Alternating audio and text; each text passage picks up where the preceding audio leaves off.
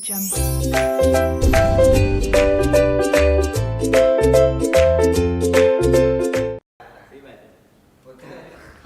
कभी वहां के लोगों को देख के ही आप प्रभावित हो जाते हो, अरे तेरी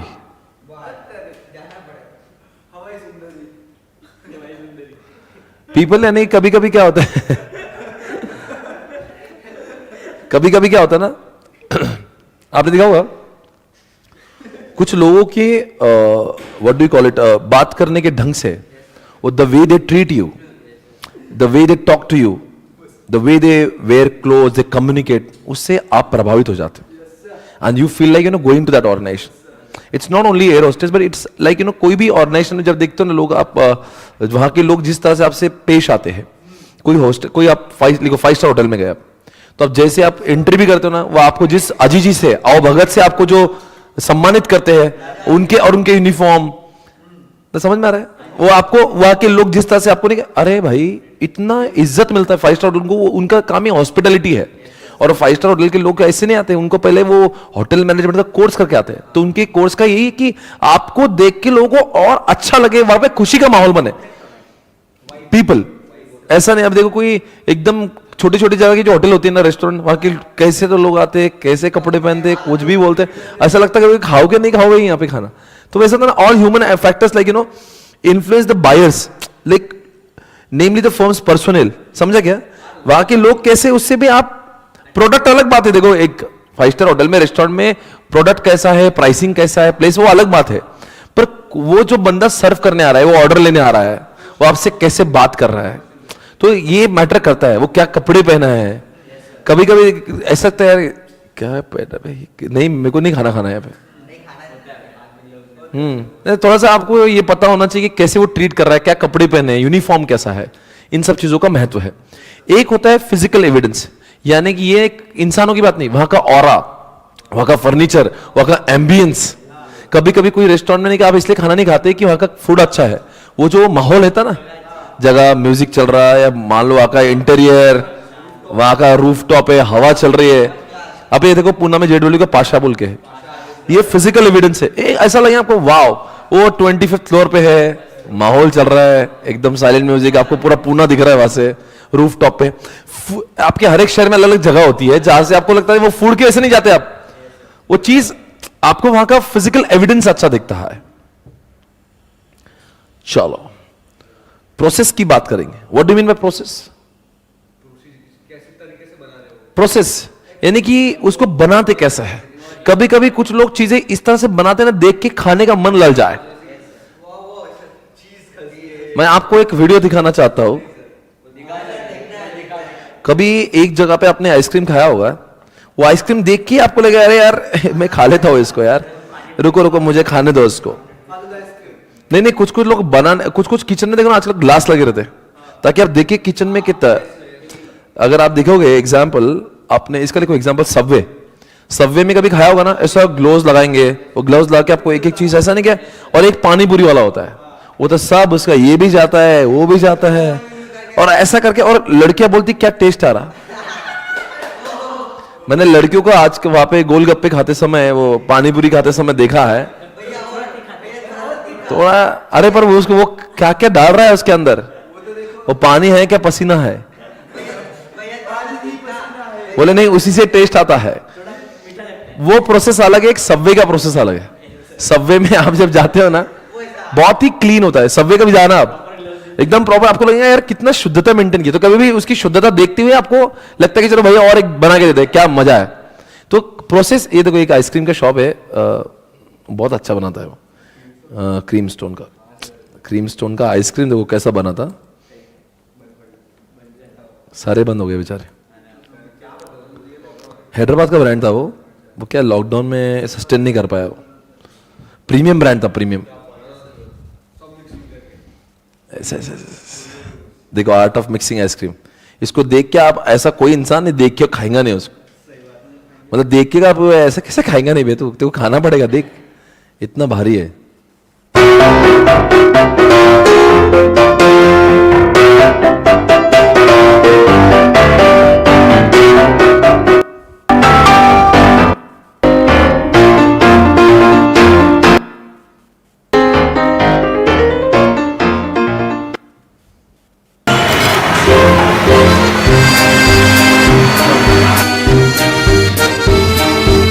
इसको बोलते प्रोसेस। आपको टीवी में खाने की इच्छा हो जाएगी, वहां पे जाओ तो अपने आप को रोक ही नहीं पाओगे।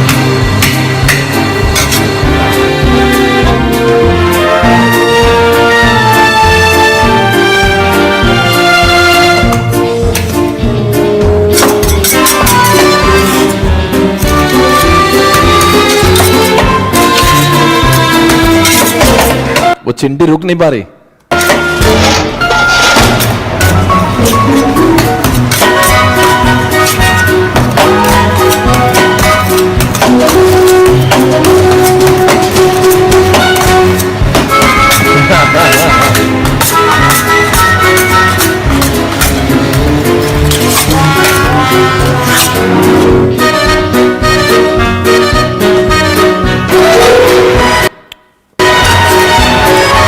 Value creation.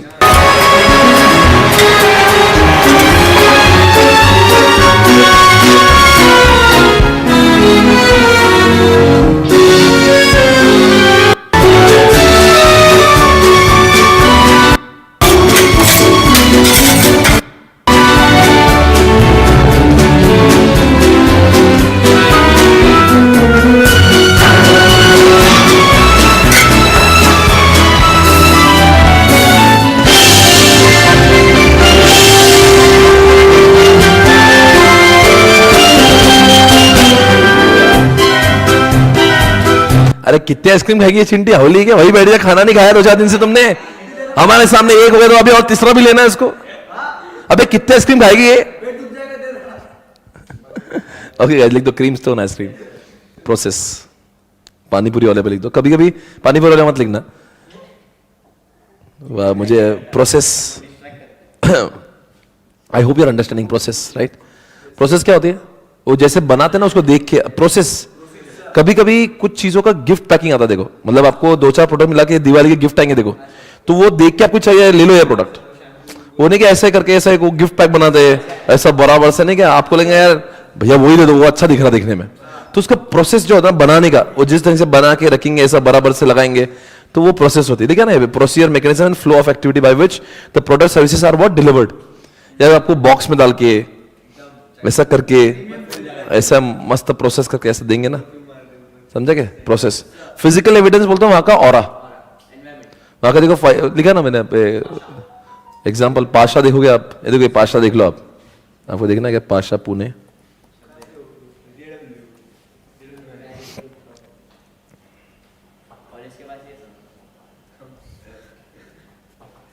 that easy, but Grammarly can help. This sentence is grammatically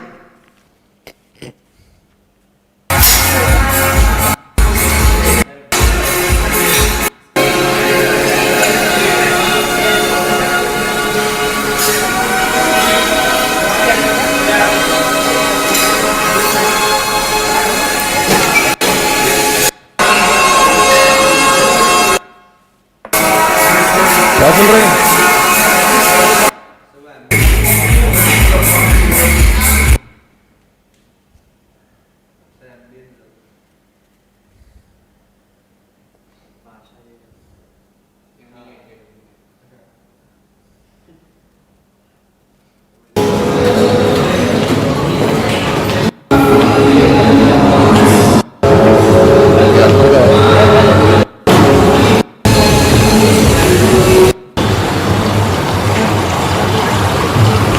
ये पूरा बाहर का देखो, ये रूफटॉप है उसका।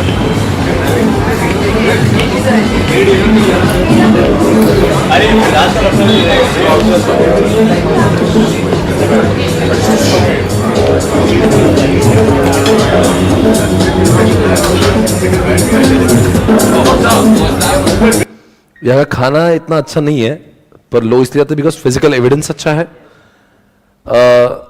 और मुझे लगता है 5 स्टार होटल तीनों भी चीज अच्छी करती है। वहाँ के लोग भी अच्छे होते हैं, वहाँ का फिजिकल एविडेंस यानी कि ऑरा, जिस तरह का पूरा फर्नीचर और जो होता है वो बहुत अच्छा होता है। और प्रोसेस यानी कि the way they are making it, एकदम ग्लव्स वगैरह ला के शुद्धता मेंटेन करके बहुत हाइजीन मेंटेन करते हैं। Okay, I hope you understood guys, come on everyone. समझ में आया क्या आपके? क्या पढ़ा हमने? 7 पीस पढ़ लिया। एक बार जरा सिर्फ मैं आपके उसके लिए एक सिर्फ एक बार दिखा था 7 पीस। सर ये क्वेश्चन मतलब बहुत इंपॉर्टेंट है क्या? अरे मैं बोल रहा हूँ ना आपको, ये ऐसा ऐसा प्रोडक्ट नहीं है ये, अपन ऐसे कुछ चीज़ नहीं पढ़ते। देखो 7 पीस का इनका देखो, इनका इनके तीसरा इनका 7 पी का है इसका, ये 7 पीस था ना, 7 पीस ऑफ मार्केटिंग। इसका क्या है? प्रोडक्ट प्लेस, ये प्राइस तक ही बताया। ये देखो इधर आओ, मैं आपको दिखा रहा हूँ।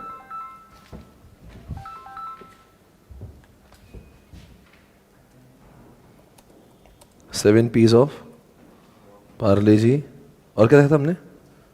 पिज़्ज़ा हट, पिज़्ज़ा हट देख सकते हैं।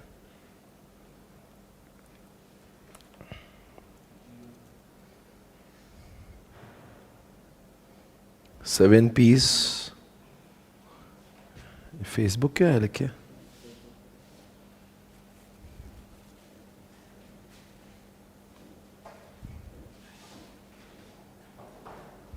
चिंदी लोग है सारे।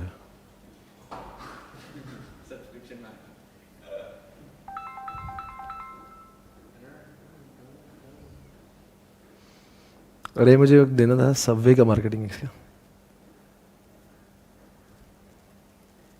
4 पीस नहीं चाहिए रे।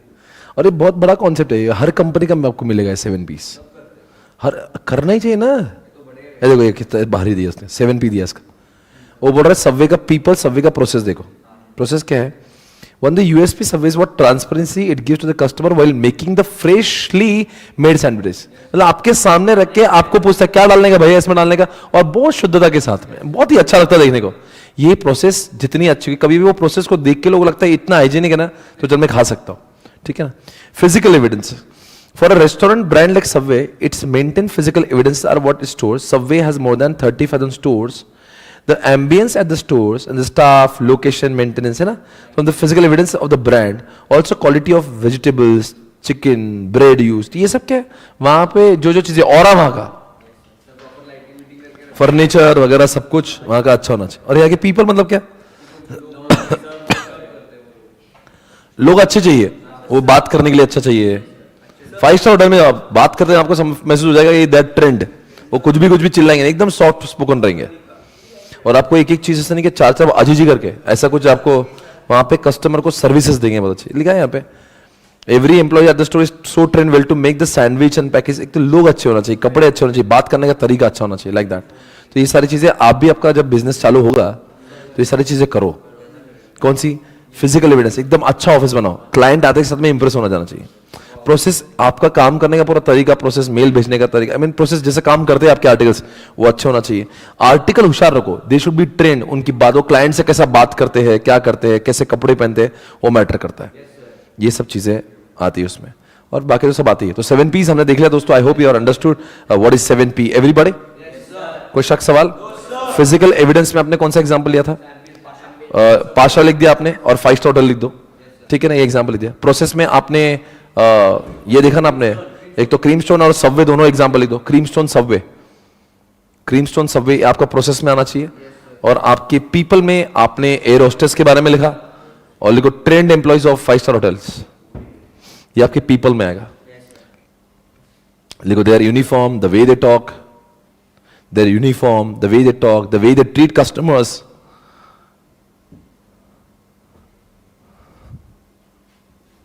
आप अगर मान लो फ्लाइट में बैठे ना, आपने अगर पानी बुलाया तो इतनी बड़ी, वो अगर मान लो जियाना ने भी बजाया ना, बेल बजाया, तो वो एयर होस्टेस आके उसको इज्जत से बात करेगी। ऐसा नहीं है क्या है बच्चे बच्चे परेशान कर रहे हैं, ऐसा नहीं होता है। बारिश हो रही समझो बाहर, और आप फ्लाइट से उतर रहे हो, तो एयर होस्टेस आपको एक एक वो अम्ब्रेला खोल के देंगे, लो सर। इतनी इज्जत है। ट्रीट कैसा करते हैं आपको, यू शुड फील प्रिविलेज्ड। अभी क्या ट्रीटमेंट मिल रही है। यहां से फ्लाइट से उतरने तक 200 मीटर की भी जगह नहीं होंगे अंदर जाने के लिए। बारिश आ रही तो हर एक अम्ब्रेला खोल के देंगे, ये ले रहे अम्ब्रेला, यूज करना तो कर, मर साले। ऐसा नहीं है अम्ब्रेला, वो भी sir any problem, no problem. तो ये है आपका पीपल वाला एरिया, जहां से लोग इंप्रेस होते हैं, क्या ट्रीटमेंट मिली मुझे, है ना, ये अच्छा होना चाहिए। 7 पीस, एवरीबॉडी गॉट इट? चलो अब देखेंगे हम लोग अगला प्रश्न आपके सामने ये रहा, उसी के अंदर मार्केटिंग के अंदर दूसरा प्रश्न है। अरे बोलो भाई सर, इस पे हमने इतना टाइम डाल दिया, बिल्कुल ही टाइम डालने लायक क्वेश्चन है, यही तो है चैप्टर में। और अब देखो ये क्या करते हैं, इसमें क्या चीज इंपॉर्टेंट जरा देखिए, ये स्ट्रैटेजिक मार्केटिंग टेक्निक्स लिखा है, अभी 15 मिनट में खत्म होगा। ये क्या बोल रहा है इसमें, ध्यान से देखना। वो क्या बोल रहा है, सोशल मार्केटिंग होती है, अलग अलग टाइप के लोग मार्केटिंग करते हैं। सोशल मार्केटिंग क्या होता है मालूम है? कुछ नहीं, आप क्या करो, समाज के लिए कुछ डोनेशन दे दो, अपने आप मार्केटिंग हो जाएगी। क्या लिखा है यहाँ पे, समाज के लिए कुछ दो, समाज के लिए कुछ, सोशल मार्केटिंग। ये देखिए यहाँ पे लिखा है explain place with one can not smoke, prohibition of smoking in Delhi, ठीक है ना। It refers to the design implementation control of the programme seeking to increase the acceptability of social ideas cause. यानी कि आप क्या करो, समाज का मैसेज भी जाना चाहिए और आपका नीचे ब्रांडिंग हो जाना चाहिए। नहीं समझे? बहुत सारा देखो हाईवेज के बीच में जो आता है, कुछ आता है ना, ग्रीन पुणे, स्वच्छ रखिए, ऐसा आता है, नीचे उनका एक नाम रहता है। कभी आप देखना, मतलब वो क्या करते हैं, समाज के लिए भी काम कर ले रहे, उनका नाम भी कर दे रहे। नहीं समझा? एक सोशल मार्केटिंग बोलते हैं इसको, मतलब आप सामाजिक काम कर रहे हो और अपना भी एक उसमें नीचे नाम आ गया। सिग्नल पे आपने घड़ियां गिफ्ट की किसी घड़ी वाले ने, वॉच, और उसके उसका ब्रांड, समाज के लिए घड़ी लगा दिया, अपना ब्रांड नेम लिख दिया नीचे। हाँ, तो ये सोशल मार्केटिंग है, आप समाज के लिए कुछ कर रहे हो और बीच में अपना मत चिपका दे रहे हो। ये हो गया वहां पे लिखा ना, instance publicity campaign for the prohibition of smoking in Delhi. समझा क्या? आप समाज के लिए कुछ कर रहे हो और एट द सेम टाइम अपना मार्केटिंग कर ले, ठीक है। ऑगमेंटेड मार्केटिंग, ये क्या बोलता है, additional customer services benefit build around the core and actual products that relates to the introduction of high tech services like movies on demand. Example दे रहा हूं, सुनो मैं आपको बताता हूं। ऑगमेंटेड मार्केटिंग क्या है, ये फोकट वाला मार्केटिंग नहीं, आप उसको एडिशनल सर्विस दो, एडिशनल पैसे लो, पर उसको वो फीचर दो। जैसे एग्जांपल, अपन टाटा स्काई जब आया था ना लॉन्च करते, उसने एक फीचर दिया था, आप उसकी डेटा को रिकॉर्डिंग भी कर सकते हो। यानी कि जो भी रिकॉर्डिंग समझते हैं, अगर मान लो कोई शो के समय आप घर पे नहीं, पर आपको शो देखना है बाद में, तो वो उसमें डाल देने का, वो रिकॉर्डिंग कर लेगा। तो इस फीचर की वजह से, हालांकि ये फीचर लेने के 2000 रुपए एक्स्ट्रा देना पड़ रहे थे, उसके अंदर हार्ड डिस्क भी था, तो ये फीचर देने के उन्होंने एक्स्ट्रा पैसे चार्ज किए। पर आपको लगता नहीं बहुत लोगों ने इसीलिए उसको लिया क्योंकि उसमें रिकॉर्डिंग का फीचर था। ये लिखा ना, additional customer service benefits build around the core and actual products, लिखो टाटा स्काई रिकॉर्डिंग फीचर। तो रिकॉर्डिंग फीचर आपके लिए मार्केटिंग हो गई, इसलिए many people has bought it only because of the recording feature.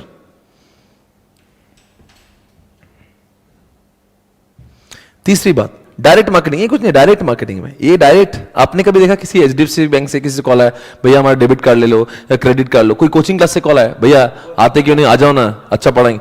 Direct call, direct bank से call आया, debit card का कॉल आया, या किसी का भी डायरेक्ट कॉल आ गया, ये प्रोडक्ट लेंगे क्या, मैं आपको जानकारी दूं क्या, इसको बोलते direct marketing. Marketing through various advertisement like what, interaction, लिखो call from bank, comma, you know, coaching centres, calls from what, banks, comma, coaching classes वाले कॉल कर देंगे आपको, आ जाओ भाई, आता क्यों नहीं, एक बार तो आके देख, बैठ के तो देख। Direct marketing. रिलेशनशिप मार्केटिंग जानते क्या है, ये लॉयल्टी बोलते हैं इसको, लॉयल्टी। यानी कि कोई बैंक का कस्टमर अगर 10-15 साल से बैंक का कस्टमर है ना, तो उसके लिए अलग से रेट होते हैं। या कोई मान लो जेट के और इंडिगो में आपने इतने बार फ्लाई किया ना, तो आपको इतना सारा डिस्काउंट देंगे। लॉयल्टी, कस्टमर कितना ईमानदार है हमारे ब्रांड के प्रति, उसको बोलते हैं वो माइल्स। आपको मालूम है जेट माइल्स होते हैं, जेट माइल्स, इंडिगो माइल्स। यानी कि आपने इतना ट्रैवल किया ना साल में, तो आपको इतना, मतलब आप कितना है कि आप किसी और ब्रांड से ट्रैवल ही नहीं करते हो, हमारे ब्रांड से ही करते हो। तो लिखो jet miles, Indigo miles, miles यानी कितने माइल्स आपने ट्रैवल किया ना, तो समझ जाना आप हमसे छोड़ के कभी ट्रैवल करते ही नहीं हो, तो आपको हम उतना डिस्काउंट देंगे। समझा क्या मैं क्या बोल रहा हूँ? और लिखो ना वो लॉयल्टी। अरे रिलेशनशिप कस्टमर आता ना, अपने बिग बाजार के वो आते ना, आपको डेबिट कार्ड देते, लॉयल्टी कस्टमर्स। तो वो क्या होता है, भैया आप हमारे मेंबर बन जाओ, फिर अगली बार जब भी आएंगे तो आपके पॉइंट्स बनते हैं उसमें, और बाद में पॉइंट्स आप इनकैश कर सकते हो, है ना। लिखो वहां पे पुणे सेंट्रल, और कौन, कोई भी ले लो, पुणे सेंट्रल ले लो, पैंटालून्स ले लो, है क्या, कौन सा है पता क्या है उसमें? ये देखो, ये लॉयल्टी कार्ड्स। अब इसके अंदर क्या होता है, जितने भी खरीदोगे आप, उसमें पॉइंट्स ऐड होते जाएंगे, और बाद में आपको क्या करेंगे, तो वो क्या समझता है ना, कितने बार आपने खरीदा, बाद में आप इनकैश कर सकते हो, उतने पैसे आप वो बाद में डिडक्ट हो जाएंगे। Relationship marketing. सर्विस मार्केटिंग, लिखो एग्जांपल, होम डिलीवरी बाय किराना शॉप, ये सर्विस मार्केटिंग है। पैसे नहीं लेंगे वो, ये फोकट की मार्केटिंग है। आई मीन वो क्या लेंगे, वहां से आप इसलिए ले रहे हो बिकॉज वो घर पे लाके देता। नहीं समझा क्या? रेट कम नहीं कर रहा, रेट चेप रहा आपको, पर है ना, आपने 10 रुपए की भी चीज बोला घर पे ला देता। ऐसे कुछ कुछ लोग करते, देखो अपने सोसाइटी की बाहर की दुकान है, आप उसको फोन करो, आपको 4 रुपए की चीज चाहिए ना, वो लाके देंगे घर पे। सर्विस मार्केटिंग बोलते हैं उसको। ये उससे आप उससे क्यों ले रहे हो? बिकॉज वो सर्विस दे रहा है, समझे? Next, person marketing. ये है, लिखो पॉलिटिकल लीडर्स, लिखो मोदी जी है, खुद की मार्केटिंग। पर्सन मार्केटिंग लगे, जनरली पॉलिटिकल लीडर्स को जरूरत पड़ती है इसकी, कि मैं बहुत अच्छा नेता हूं, मुझे चुनाव जीत के दो, मैं बहुत आगे ले जाऊंगा, है ना? लिखो केजरीवाल, मोदी जी, केजरीवाल खुद की मार्केटिंग कर, क्योंकि उनको जरूरत भी है ना, तो उनके बारे में वही बोलेगा ना। पर्सन मार्केटिंग, वो खुद के बारे में। For example politicians, sports stars, film stars, बोलेगा मैंने अच्छी एक्टिंग की है, तुम आओ जरा देखने को, तो खुद की मार्केटिंग खुद ही करेंगे। इस बार जीत के दो, पिछली बार जैसी गलती नहीं करूंगा। ऑर्गेनाइजेशन मार्केटिंग, ये क्या होता है मालूम है? Activities undertaken to create, maintain, change attitudes and behaviour, target audience towards organisation. Example लिखो, अबे मानिकचंद वाला क्या करता है उनके? Donation towards hospitals. अभी मानिकचंद ने कितने हॉस्पिटल बनाए हुए, ये पूना हॉस्पिटल मानिकचंद का ब्रांडेड है, पूरा कैंसर का पूरा एरिया उसका बना हुआ है। औरंगाबाद का हेगड़े और हॉस्पिटल वो उन्होंने बनाया हुआ। तो आप क्या कर रहे हो? कुछ ऐसा करो, ग्रीनरी, पूरा में इतने ग्रीन लगा दिया आपने, तो आप क्या कर रहे हो? कुछ करके समाज का दिल जीत रहे हो। एग्जाम्पल लिखो, आईटीसी के रजिस्टर का 1 रुपया जो है ना, आईटीसी रजिस्टर आपने खरीदा तो उसका 1 रुपया जो 1 रुपया है वो समाज सेवा में जाता है। तो इससे क्या हो रहा है? लोगों के दिमाग में यार अच्छा आदमी है, समाज के लिए कुछ तो कर रहा है, समझेगा? ITC 1 rupee on register, contribution for शिक्षा। नहीं समझेगा आपको कॉन्सेप्ट क्या है? मतलब क्या करेंगे? नहीं तो समाज को लगेगा ना, अच्छा आदमी यार, ऐसा नहीं किसी हलकर जैसा पैसे कमा रहा है, जो हमसे ले रहा हो समाज में भी जाएंगे पैसे। तो वो है ऑर्गेनाइजेशन मार्केटिंग। प्लेस मार्केटिंग, लिखो गो गोवा, गो गुजरात। अरे प्लेस की मार्केटिंग यार, आजकल बहुत लोग ने गुजरात में अमिताभ का मार्केटिंग कभी देखा नहीं क्या आपने? अरे गुजरात टूरिज्म, अमिताभ का मार्केट, आओ कभी गुजरात में। क्यों?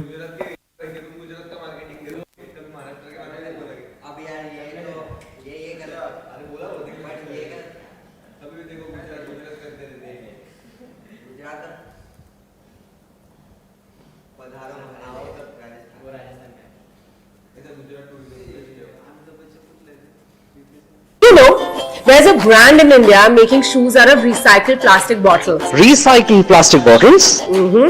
Let me show you. Neiman's has it. मैं आ पहुंचा हूं अरावली पर्वत की गोद में और मां अंबे के चरणों में। यही धड़कता है मां अंबे का हृदय। जय मां अंबे। ये गुजरात के सारे प्लेसेस का एक साथ में उससे मार्केटिंग किया था। आप भी आइए, यहां खुशबू है भक्ति की, प्रसाद की। दुनिया में जिसका नाम रोशन है, मोढेरा का सूर्य मंदिर। कुआं गहरा होता है ये तो सुना था, ये गुजरात के अलग अलग एरियाज में जाकर बता रहा है कि कैसे क्या है। ऊंचा होता है ये आज पहली बार देख रहा हूं। देखिए वक्त की बात की, यहां खुशबू है गुजरात की। कुछ पल तो बिताइए इतिहास में, कुछ दिन तो गुजारिए गुजरात में। ओके, प्लेस मार्केटिंग से और गैस आगे बढ़ेंगे। एनलाइटेंड मार्केटिंग, उसको थोड़ी देर बाद देखते हैं।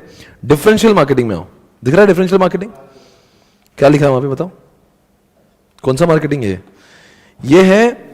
ये decides to target several market segment. Design यहां पे लिखा है हिंदुस्तान यूनिलीवर लिमिटेड, लक्स लाइवर। समझा क्या लिखा है? नहीं समझा? डिफरेंशियल मतलब कि आप बहुत सारे प्रोडक्ट लाओगे, कोई भी कस्टमर छूटना नहीं चाहिए। हर चीज के लिए आपका छोटा क्या बोलते हैं, कम प्राइस चाहिए तो आपको कम प्राइस वाला भी है, ज्यादा प्राइस चाहिए ज्यादा प्राइस वाला भी है। ऐसा ही एमआई फोन भी करता है, सैमसंग फोन भी करता है, मारुति भी करता है। ये तो करना ही चाहिए ना। हर कस्टमर के लिए आप अलग अलग टाइप के प्रोडक्ट रखो, प्राइस का पूरा रेंज क्रिएट कर दो। लिखो सैमसंग, मारुति, होंडा बाइक्स, हर रेंज के लिए अलग अलग बाइक्स। डिफरेंशियल मार्केटिंग समझा क्या? टारगेट सेवरल मार्केट सेगमेंट, एक मार्केट नहीं, सब टाइप के वैरायटी के लोगों को कवर करेंगे।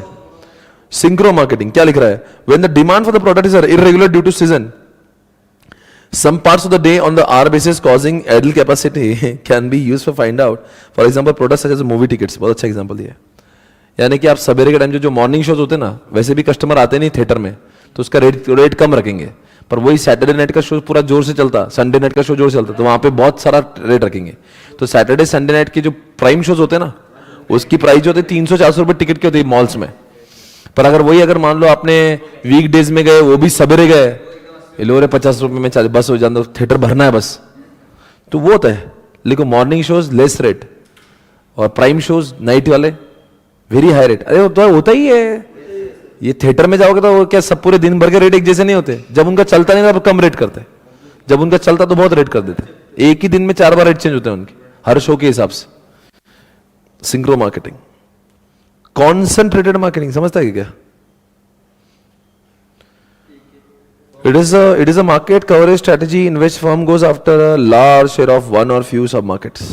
Concentrate करते हैं, उसका पूरा अपना ही चाहिए, पूरा उसमें घुस जाते हैं, उसका ही बार बार बॉम्बार्डिंग करेंगे. ये मेरा छीन, ये बच्चा मेरा ही चाहिए, किसके आना नहीं है. आप समझो मेरे 50 प्रोडक्ट है, पर उसमें से एक प्रोडक्ट है जो मुझे किसी और को देना ही नहीं है, तो मैं उसकी बॉम्बार्डिंग करूँ. मैं रोज वही बोलूँगा, ये मेरा अच्छा है, बस ये मेरा अच्छा है, बस ये मेरा अच्छा है. तो सब बाबा रामदेव दंत कांति का ऐड करता है, तो बाबा रामदेव के पास में 1000 प्रोडक्ट है, पर उनकी मार्केटिंग नहीं करता जल्दी से.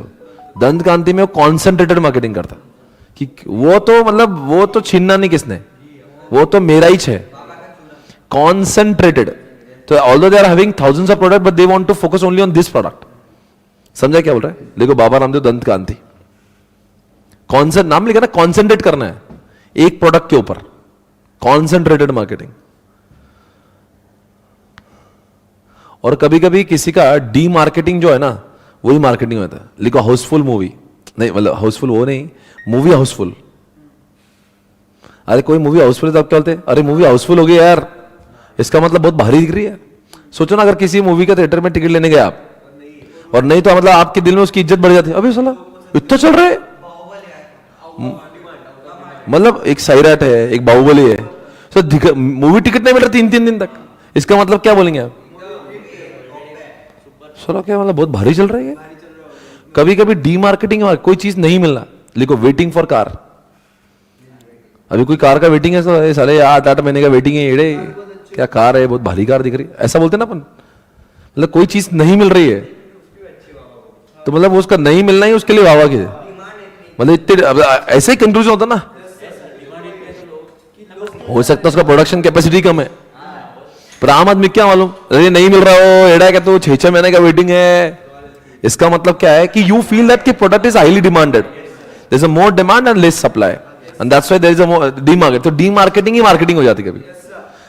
समझे कि आप ही बोल रहे भैया नहीं है यहाँ पे, नहीं हमारे पास, नहीं खत्म हो गया, आउट ऑफ स्टॉक है.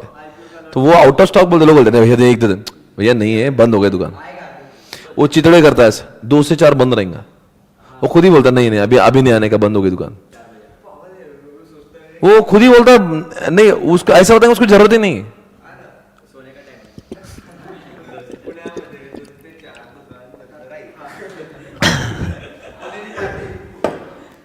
डी मार्केटिंग समझा ना? लिखा ना, डिमांड टेम्पररी और परमानेंटली आप रिड्यूस करोगे. Aims is not to destroy demand but only to reduce shift it. This happens when there is what overfull demand. बराबर, बहुत डिमांड हो गई तो अपने आप में वो डिमांड ही उनकी मार्केटिंग बताती है. इसी के साथ में दोस्तों ये पूरा मार्केटिंग का कॉन्सेप्ट हमारा खत्म हुआ. पूरा मार्केटिंग ये 2 और इतना भारी था, 7P भी भारी है और ये भी है. ये टेक्निक्स भी अच्छे हैं. इसको रिवाइज करते समय अपन कवर कोपचे में लेंगे. इसको अभी छोड़ दो इसको, अभी इसको कोपचे में लेना बाकी है. इसको अलग लेंगे, इसको खेलेंगे इसके साथ में. ये नहीं खेल के इसका समरी बना के इसको पूरा पोस्टमार्टम करेंगे. पर अभी आपका कॉन्सेप्ट था कि कॉन्सेप्ट एक समझाएगा नहीं, है ना? एक बार जरा बता दो मुझे कौन से पॉइंट से. सबसे पहले कौन सा था? Social marketing. अरे वो आता ना आजकल, बोलते नो पार्किंग, नीचे लोकमत लिखा रहता है. अरे वो नहीं कि अपने गेट के बाहर रहता लिखा हुआ नो पार्किंग, नो स्मोकिंग, नीचे वो लिखा था ऐसे लोम्बार्ड, नो स्मोकिंग. तो it is a social message also, but you are doing your. लिखो एग्जाम्पल, नो स्मोकिंग, नीचे टाइम्स ऑफ इंडिया. होता है देखो ऐसे बहुत बार. बी अवेयर ऑफ डॉग्स, नहीं कुछ नहीं, लिखो नो स्मोकिंग. सोशल मैसेज भी है, नीचे लिख दो times of India. Augmented marketing जानते हो क्या है? आप एडिशनल चीज दे रहे हो. देखो ऑगमेंटेड में और सर्विस में क्या फर्क है? ऑगमेंटेड में आप एडिशनल चीज दे रहे हो, सर्विस में भी दे रहे हो. सर्विस में एडिशनल चीज होम डिलीवरी दिया पर पैसे नहीं लिए. ऑगमेंटेड में आपने टाटा स्काई का एडिशनल फीचर दिया पर पैसे लिए. वहां पे लोगों को वो परवाह नहीं है कि आपने पैसे लिए, वहां पे उनको वो एडिशनल फीचर चाहिए जो किसी और में नहीं. तो इसलिए मार्केटिंग आपकी डायरेक्ट मार्केटिंग में डायरेक्ट कॉलिंग, ए आना डेबिट का, ए आजा, direct. Relationship marketing, loyalty cards. बहुत सालों से अगर आपका कोई कस्टमर आपका ही है तो उसको इज्जत दो, वो आपको छोड़ेगा नहीं. Person marketing, political leaders, Modi ji. Organisational marketing क्या होता है? मानिकचंद या कोई भी अपना आईटीसी, आप आपके पैसे कुछ समाज के लिए लगाओ, समाज आपसे प्रभावित होगा. प्लेस मार्केटिंग, गो गोवा, गो गुजरात. एनलाइटन मार्केटिंग में पढ़ लेता हूं. It is a marketing philosophy holding that the company's marketing should support the best long run performance. It's a 5 principle include customer oriented marketing, innovative marketing, value marketing, sense of mission marketing, social marketing. क्या है मालूम क्या? It is a marketing philosophy holding that the company's marketing should support the best long run performance of the marketing system. Enlightened करना है. It is a 5 principle include customer oriented marketing, innovative marketing, value marketing, sense of. क्या लिख रहा है? Society marketing. क्या बोलना है इसका?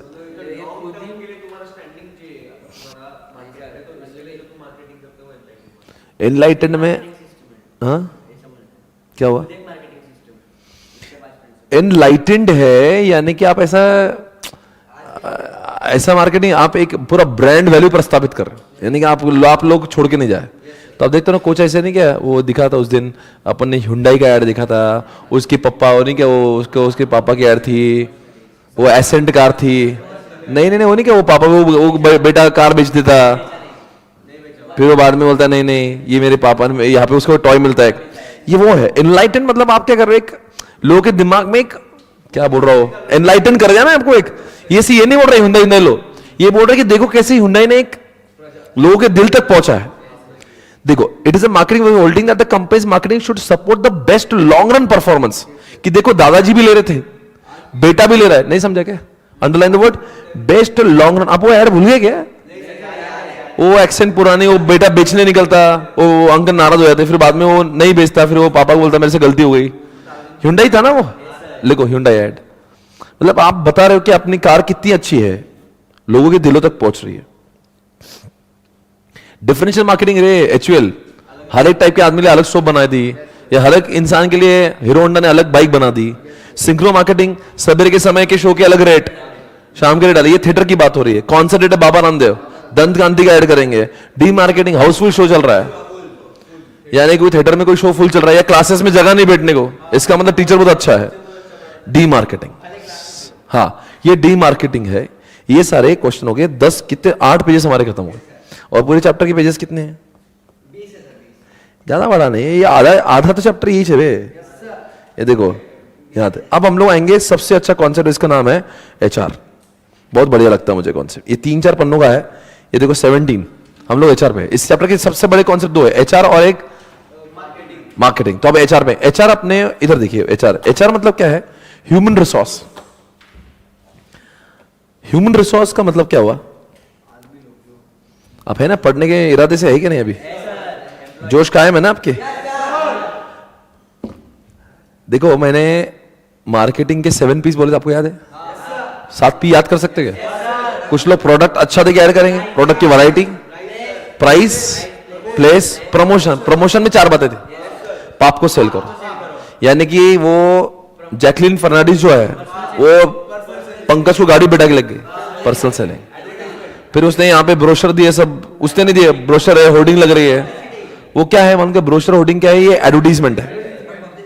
पब्लिसिटी यानी कि क्या है? Mouth publicity. आपने बोला जाके देखो बहुत भारी है. और लास्ट में क्या है कि आप क्या करते हो कि प्रमोशन, यानी कि 1 पे 2 फ्री, 50% ऑफ, सीनियर सिटीजन को फ्री में दिखा दो. ये आपका प्रमोशन है. नहीं ये प्रमोशन नहीं, क्या बोलते हैं इसको? Sales promotion. तो 4 बातें. पाप को सेल करो. पी फॉर पर्सनल, आके आओ भैया चलो साथ में डायरेक्ट. ए से क्या बोल रहे हैं? एडवर्टाइजमेंट. ये जो यूज करता है, शाहरुख खान को लगाया, टीवी पे ऐड है. एडवर्टाइजमेंट तो बहुत इजी कॉन्सेप्ट है. पी से ये कपिल शर्मा का शो है, या माउथ पब्लिसिटी, ये बगैर खर्चे वाला काम है. लास्ट में इसमें 50% ऑफ, 30% ऑफ, 1 पे 2 फ्री, वैसा। फिर आए 3 पीस और, process, physical evidence and people. People अच्छे होना चाहिए, लोग अट्रैक्ट होते हैं, 5 स्टार होटल के लोग या फिर एयर होस्टेस। प्रोसेस अच्छे होना चाहिए, लोग अट्रैक्ट होते हैं, क्रीम स्टोन या फिर सबवे।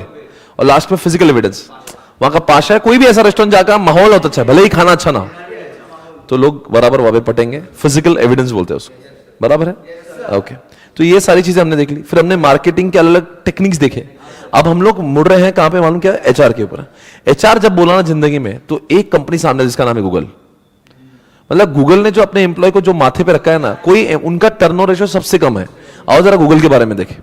गूगल का आपको मैंने वीडियो ऑलरेडी बताया हुआ है कि उनकी स्ट्रेटेजी एम्प्लॉय के प्रति बहुत अलग है। उनके एम्प्लॉय वो क्या बोलते हैं, एम्प्लॉय हमारे देखो 2 टाइप के लोग हैं, एम्प्लॉय लाइबिलिटी है, एम्प्लॉय एसेट है। जो लोग उसको लाइबिलिटी समझते हैं वो कैसा खर्च नहीं करेंगे, बोलेंगे यार एक खर्चे वाला आइटम है। वो खर्चा नहीं, वो इन्वेस्टमेंट है। तो गूगल बोलता है ये एम्प्लॉयज ही है जो हम आगे जा रहे हैं, तो वो उनके ऊपर बहुत पैसा डालता और एम्प्लॉय को खुश करता। तो एम्प्लॉय छोड़ के जाते नहीं, तो एम्प्लॉय छोड़ के जाएंगे तो और काम करेंगे, और जितना वो काम करेंगे ना, अब वो माहौल ऐसा बना दे कोई घर पे नहीं जा रहा, तो वहीं मरेंगे, काम करेंगे, तो काम करे तो कंपनी आगे जाएंगी। और उसका ये बोलना है, लोग जितना कंफर्टेबल रहेंगे उतना अच्छा सोचेंगे, नया सोचेंगे। आप उनको मार मार के सोचना, एकदम आराम से बैठे हैं, इधर शॉर्ट्स पे आके बैठा, सोफा पे लेटा है, सोया, वो उठ के देखा उसका नींद है, अरे अरे ऐसा कर सकते हैं अपन। तो वो बोलता है कि लोगों को इतना कंफर्ट, क्योंकि उनकी दुनिया टेक्नोलॉजी की, इनोवेशंस कब आएंगे जब इंसान के दिमाग को शांति होंगी। तो वो कॉन्सेप्ट याद है। तो उन्होंने एचआर को जो इतनी इज्जत दी ना, वर्ल्ड के लिए बेंचमार्क है। ये देखो ना, वर्ल्ड के top 10 HR companies, top 10 human resource companies. अभी अच्छा मैं गलत लिख रहा हूं, top 10 companies with best HR practice in the world.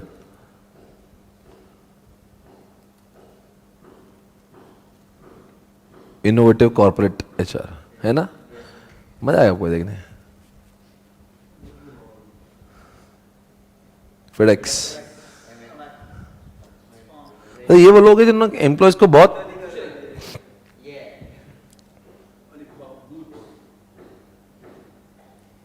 India का कुछ नाम आता कि नहीं?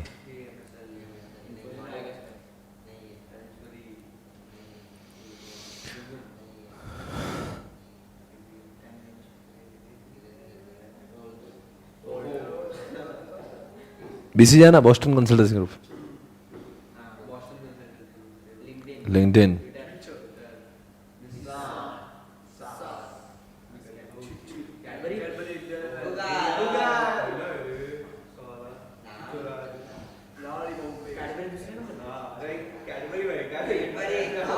कैडबरी 2 नंबर पे, सैस, निसान तो कार बनाती मालूम है आपको, ट्विटर। कि आप लोगों को ट्रीट कैसा कर रहे हो। ये गूगल में मतलब गूगल का जो टर्नओवर है ना वो है ही नहीं, लोग जाते नहीं छोड़ के वहां पे, वापस ही आते लोग। वो इतना ज्यादा देगा ना कि वो आदमी को मतलब वो कहीं मतलब प्रॉब्लम क्या है, वो कहीं जाने लायक नहीं रहेगा। उसको इतना प्यार मिल चुका है, वो प्यार वो ढूंढेगा, मिलेगा ही नहीं उसको, वो हमेशा तड़पते रहे। गूगल के लोग जो छोड़ते ना वो तड़पते हैं और उनको वो मोहब्बत नहीं मिलती। ये देखो यहाँ पे वो बोलता, वो किसको रोकता भी नहीं जाने के लिए, पर कोई लोग छोड़ के जाते ही नहीं उसको। देखो, from the Fortune to Mashable Glassdoor, Google consistently ranked as the best company to work for in the world. What truly makes Google a great place to work is the people. The company is more than just an internet juggernaut, right? It is a mountain view. California headquarters offers 7 acres sports complex. अबे क्या है यार ये?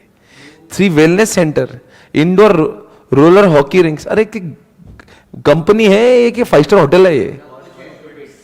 साला क्या क्या दे रहे हैं लोग? Google's philosophy is that with the right tools you can attract the best talent. समझा क्या? And develop happier and more productive. ये उनका स्ट्रैटेजी है, यही तो हमें पढ़ना। ये है, ये इंडिया के सीए फर्म्स को समझना चाहिए। वो समझते ना, आप जब ये पढ़ोगे और सीए फर्म में जाना बहुत निराशा होगी। क्या बे, क्या है? एक तो आपको गूगल के बारे में पता नहीं होना चाहिए तो आप खुश रहोगे, और गूगल के बारे में पता तो गूगल में काम करना तो ही खुश रहोगे। न तो गूगल के बारे में पता नहीं होना आपको। देखिए यहाँ पे क्या लिखा है, When it becomes people management, Cadbury leads the way. Not only is the company the world's second largest confectioner, but it has also earned HR accolade by putting its people first. Since founded 1824, Cadbury रे अपना chocolate. Cadbury has a maintenance of worker, village and R&D factories. The village offers its staff and their families comfortable environment to work and live. The company is built on the altruistic belief system that makes people a priority. मतलब उसके उनकी जिंदगी में ये लोग मेरे खुश होना चाहिए, बाद में धंधा देख लेंगे. अरे लोग है तो सब है ना. यहाँ पे क्या प्रॉब्लम क्या सोच है कि लोग मेरे एसेट है कि लाइबिलिटी, ये फर्क समझ गया ना तो फिर आपकी नीतिमत्ता चेंज होगी. यहाँ पे लोगों को लाइबिलिटी जैसे समझ लिया तो आप पैसा नहीं खर्च करोगे. सीएफएम में यही होता है लाइबिलिटी. यार ये आर्टिकल को 4,000 जा रहा है, अरे साला वो 50,000 कमा के भी दे रहा है ना हर महीने में, अब और कितनी बचाओगे उसकी.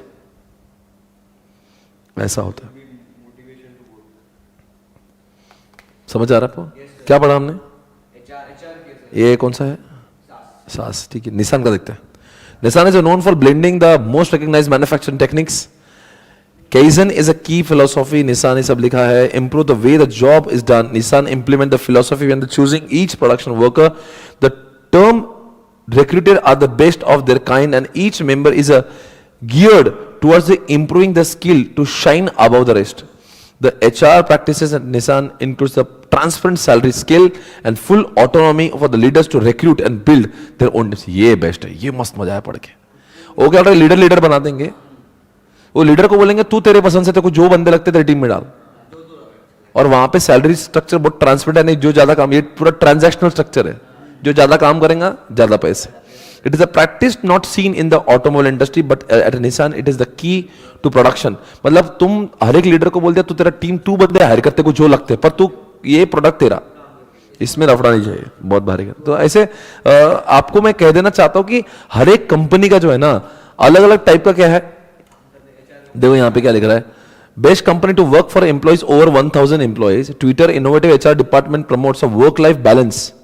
वर्क लाइफ यानी काम भी उतना कर लेंगे, उनको लाइफ भी देंगे, छुट्टी भी देंगे, उनको घुमाएंगे भी. Causing employees to admire the company. HR focus lot of time and attention to training managers. वो ट्रेनिंग करेंगे while maintaining the culture of authenticity, transparency and accessibility. Twitter is able to maintain the scrappy startups feel while becoming a major tech firms because of the extensive training offered. इनका एक ही कि train करो और train करो और train करो. और उनका दूसरा नारा है क्या? वर्क लाइफ का बैलेंस में. इन्हें सिर्फ काम ही मत करो, उनको जिंदगी भी जीने दो. सीएफ में से होता वर्क लाइफ. लाइफ सिर्फ वर्क. वर्क लाइफ का बैलेंस नहीं होता है. Only work oriented. क्या लाइफ है? पीडब्ल्यूसी में जाओगे सवेरे 10 बजे और रात को 1 बजे भेजेंगे आपको घर पे. सोने का, वापस उठ के आने का. कभी कभी तो ऐसा होता है क्लाइंट प्लेस बहुत दूर होना, 7 बजे उठ के आना पड़ता. रात को 1 बजे आने का, उठने का 6:30 बजे, वापस 7 बजे गाड़ी लेने आती है आपको.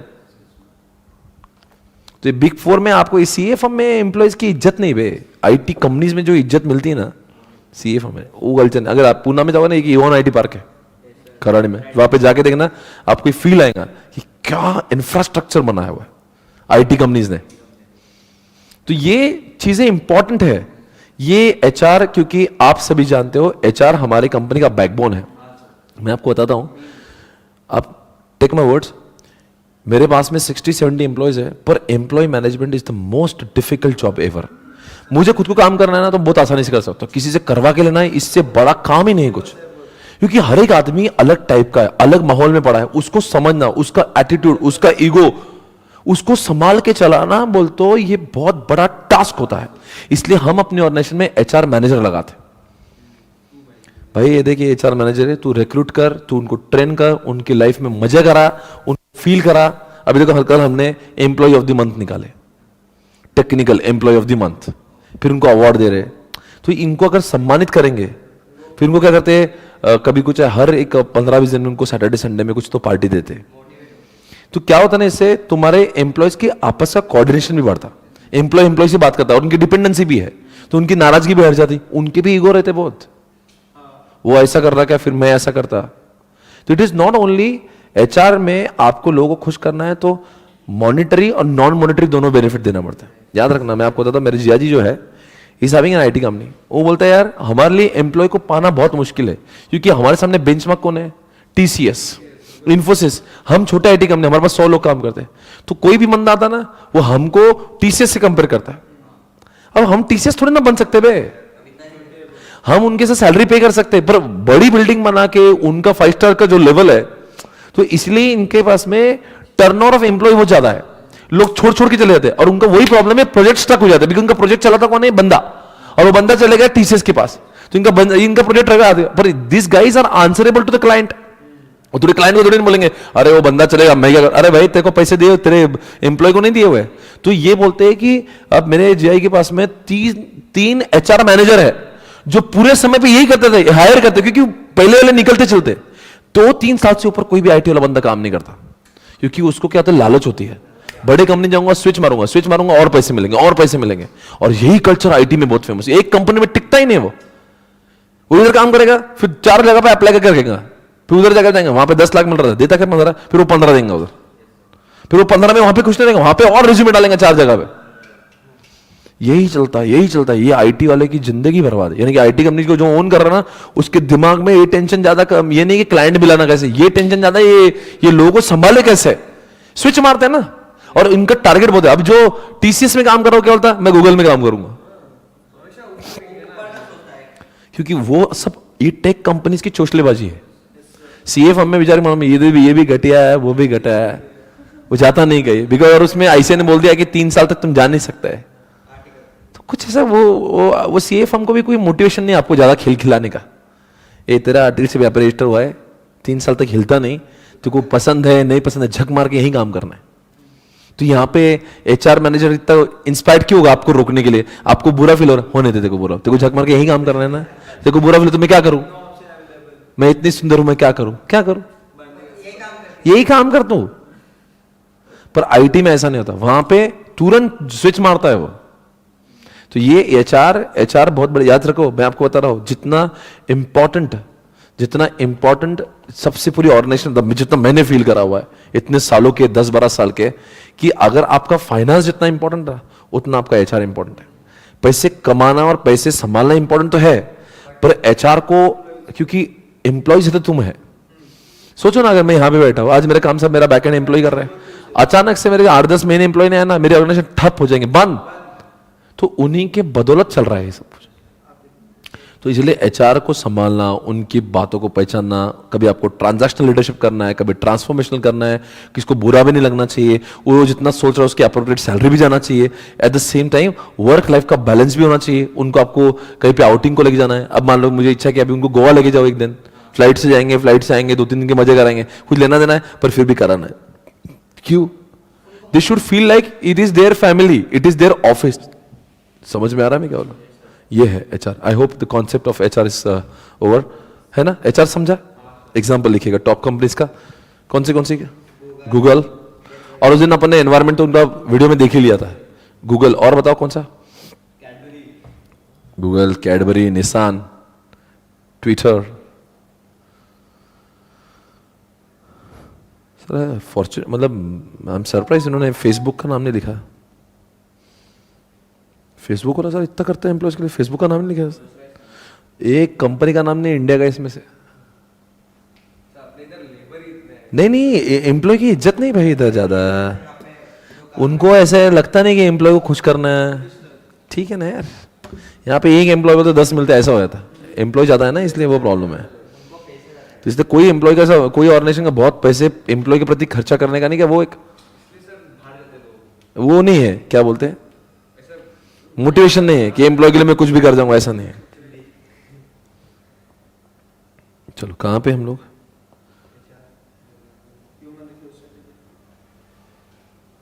चलो एचआर पढ़ रहा हूं मैं। वो बोल रहे हैं कि अगर आपको एम्प्लॉयज को अट्रैक्ट करना है, हाँ क्या बोल रहे थे, following point should be kept in mind. क्या बोल रहा है? Following point should be kept in mind. किस में, कौन सा पेज नंबर है? 6.18। वो क्या बोल रहा है? अगर आपको अपने एम्प्लॉयज को अच्छा करना है तो 4 बातें अच्छी होना चाहिए। आपका रिक्रूटमेंट अच्छा होना चाहिए, मतलब अपने लोगों को, सही बंदों को रिक्रूट करना चाहिए, आपने सही,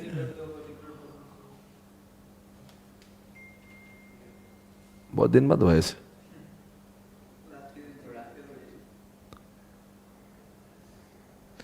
ऐसा क्यों पर हुआ। बेस्ट है।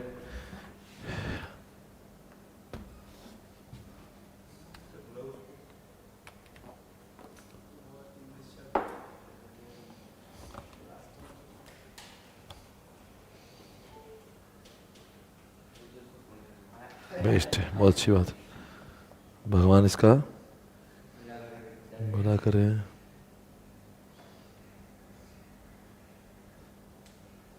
सिक्स पॉइंट कौन सा चल रहा है अपना? 1.8। चल ठीक है। तो बोल रहा है अगर आपको अपना ये अच्छा करना है ना HR, तो अक्सर 4 चीजें अच्छी होना चाहिए। कौन सी? आपका पहले तो अच्छे बंदे रिक्रूट करो। खराब बंदों को रिक्रूट करके आप चाहे जितनी ट्रेनिंग दे दो कुछ काम का नहीं। समझो आपको अकाउंटिंग करना है और आपने डॉक्टर्स को हायर किया, तो ट्राई जितनी ट्रेनिंग दे दो कभी वो अच्छा अकाउंटेंट नहीं बन सकता। तो आपने पहले बंदे रिक्रूट अच्छे करना चाहिए सोच समझ के, फिर उनको ट्रेनिंग अच्छी देना चाहिए। अगर आप अपने एम्प्लॉयज को अपनी ताकत बनाना चाहते हो, अच्छे बंदे रिक्रूट करो, उनको आपके काम के हिसाब से ट्रेनिंग दो, फिर उसके बाद में उनकी परफॉर्मेंस को इवैल्यूएट करके कौन कितना अच्छा काम कर रहा है उसको उसके प्रति रिवॉर्ड दो, तो छोड़ के नहीं जाएगा। समझा क्या? अप्रेजल एंड कॉम्पनसेशन दोनों समझता है। यानी कि उनकी परफॉर्मेंस का बार बार अप्रेजल का मतलब होता है इवैल्यूएशन करो। क्या करो? इवैल्यूएशन। और आपको लगता है कहीं कमजोर है, देखो ना, the performance appraisal is to identify the performance deficiency. यानी बार बार इवैल्यूएशन करो, लिखो आप evaluation to know the deficiency, कि भाई कुछ गलत तो नहीं कर रहा है, कुछ गलत तो नहीं है उस केस में।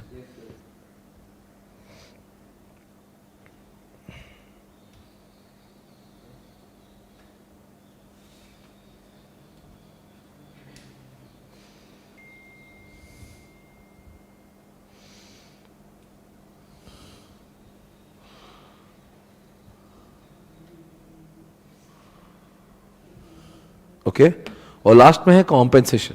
What does it mean? अरे वो अच्छा काम कर तो उसको पैसे दो, छोड़ो मत उसको।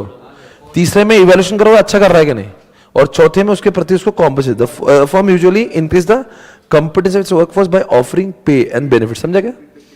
4 बात। अगर आपको एम्प्लॉय को अच्छा करना है ना, अच्छे बंदे को रिक्रूट करो, उसको फिर, पर दूसरा ऐसा मत करो वाहियात बंदे आए उसको ट्रेनिंग, तो कितना भी ट्रेनिंग करो कुछ काम का नहीं होगा। आपको बंदे पहले अच्छे रिक्रूट करना पड़ेंगे, फिर उनको अच्छा ट्रेनिंग देना पड़ेगा, और एक बार ट्रेनिंग दिया ना तो बार बार इवैल्यूएट करो वो काम कैसे कर रहा है। अगर वो अच्छा इवैल्यूएशन में आपको लग रहा है काम कर रहा है तो उसको पैसे दो, वो छोड़कर नहीं जाना चाहिए, है ना?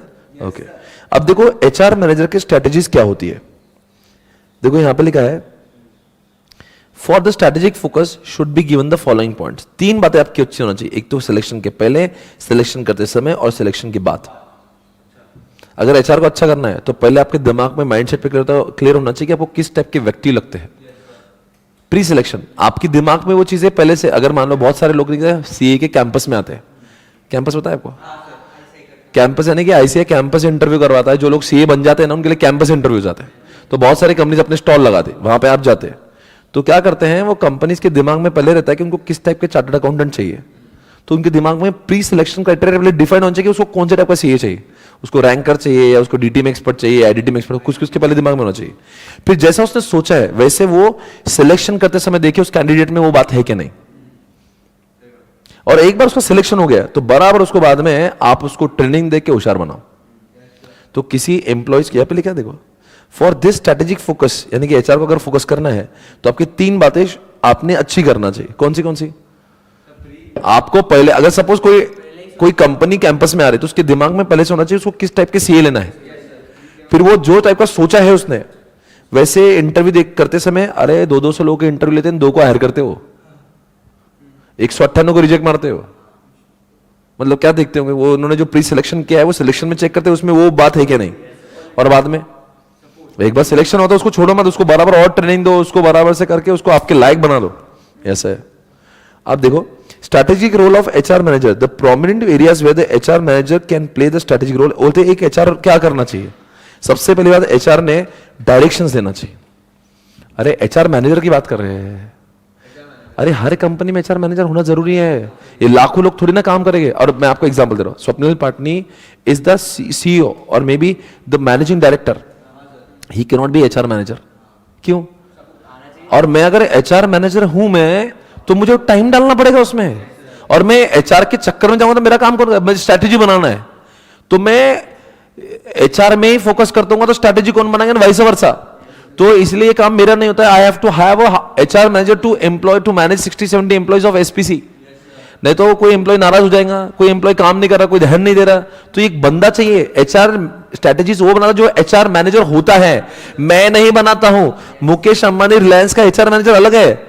अरे यार ऐसा थोड़ी ना होगा मुकेश अंबानी एचआर मैनेजर बन गया।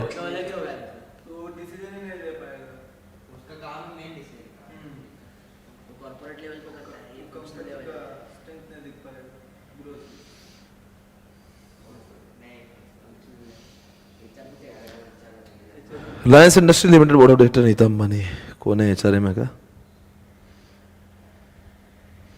अच्छे से लिखता हूं मैं, उसको समझ रहा नहीं मैं क्या बोल रहा हूं। ह्यूमन रिसोर्स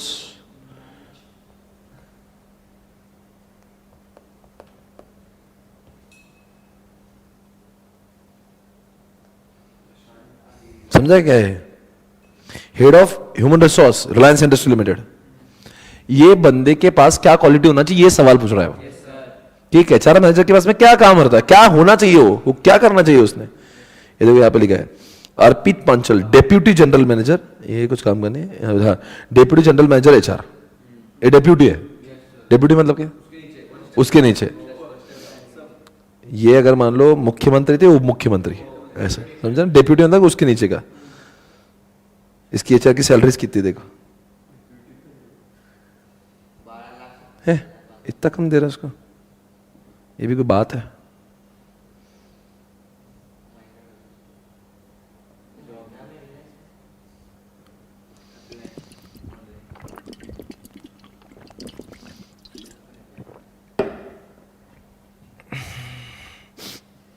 प्रोवाइडिंग उसने डायरेक्शंस देना चाहिए।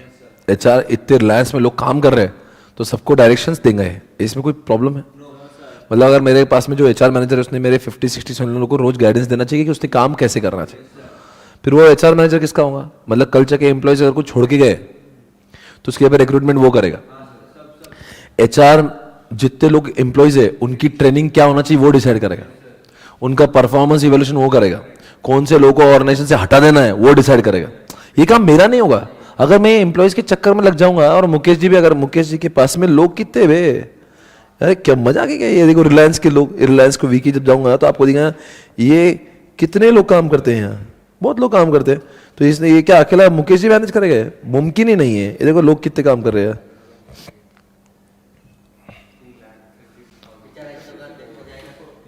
मुकेश जी बोला मैं मैनेज करता है उसको, तो ये जियो कौन संभालेंगे, रिलायंस रिटेल कौन समझेगा उसको? काम अभी वो इससे बात कर रहे हो, हाँ आरामको से बात कर रहा है, वो बोलेंगे एम्प्लॉय को संभालो, आरामको से बात करूं मैं। अंडरस्टैंड करो, हर एक आदमी का अपना अपना एक काम होता है। तो अरे एमबीए इन एचआर होता है यार, मालूम है? MBA in HR, MBA in HR, ये कोर्स करते लोग ताकि आपको एम्प्लॉय को समझो। उसका कोर्सेस है कि एम्प्लॉय, मतलब सोचो एमबीए करना पड़ रहा है, इसका मतलब कुछ तो भारी काम है, इतना आसान नहीं है, वो बोल रहा है वो।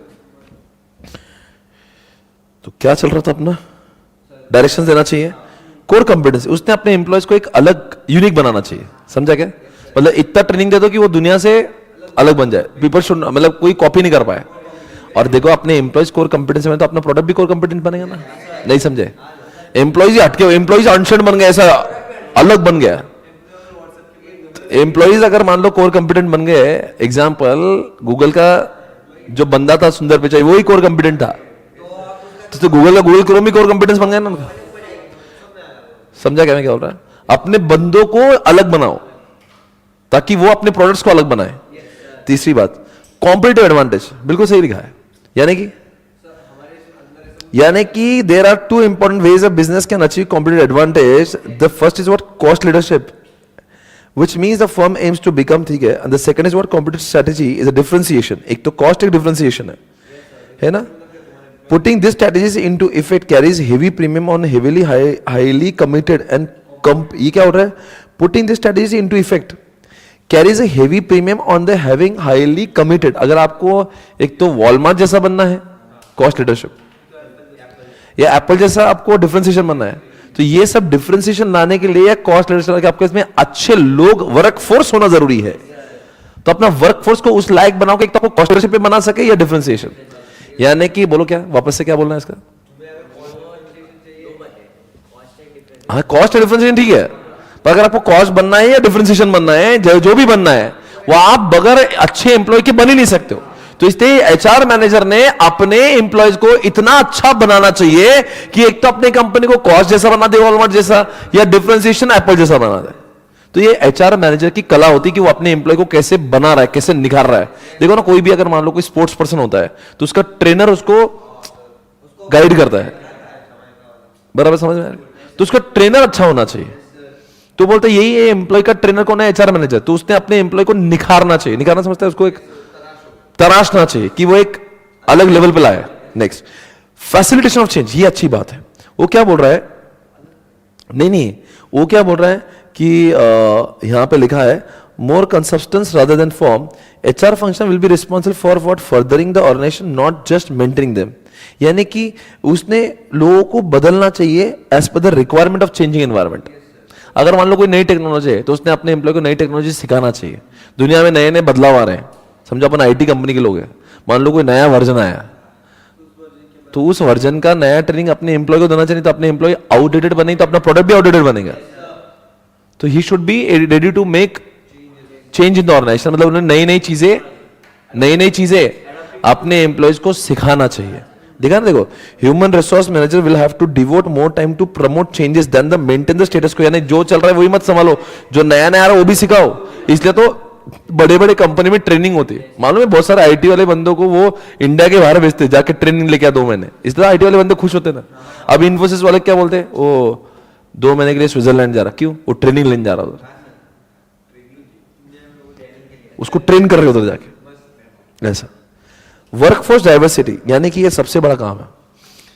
एम्प्लॉय में महिला भी है, पुरुष भी है, छोटे बच्चे भी हैं, बड़े बूढ़े भी हैं, समझ में आ रहा है? अलग अलग कास्ट के हैं, अलग अलग जेंडर के हैं, अलग अलग उम्र है, और बावजूद उसके आपने सबके क्वालिटी को देखते हुए आपने उनको वो काम देना चाहिए जो उस जेंडर के लिए, उस एज के लिए, उस कास्ट के लिए सूट कर रहा हो। जैसे एग्जांपल, कोई सुंदर लड़की है, आपने उसको रख दिया डिस्पैच में, और हावला आदमी आपने रख दिया रिसेप्शन पे। उल्टा होना चाहिए ना, जो सुंदर है, जो हंसमुख लड़की, जो अच्छी बात करती है, उसको रिसेप्शन पे बिठाओ, बिकॉज वो पहला इंप्रेशन है। तो आपके एचआर में इतनी बुद्धि होना चाहिए कौन से बंदे को कहां रखना है। बूढ़े थकेले आदमी को आपने रिसेप्शन पे रख दिया, उसको उसका संभल रहा नहीं।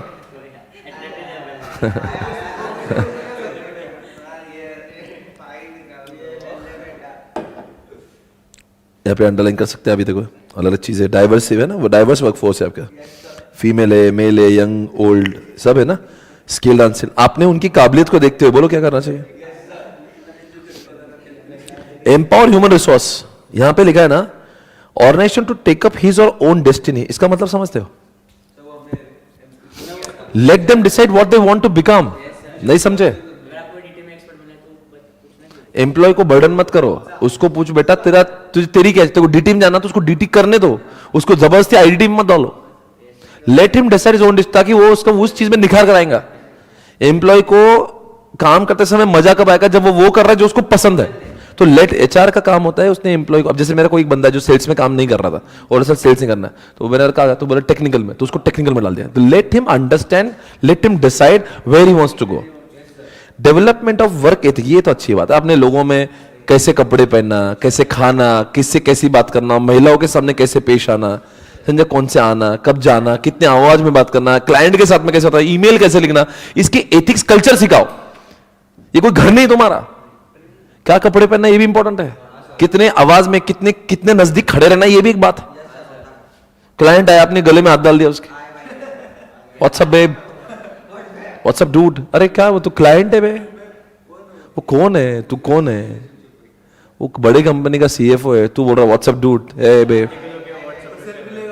कोई लड़की क्लाइंट है, hey babe what's up, you are looking so good. अरे क्लाइंट है वो, hey babe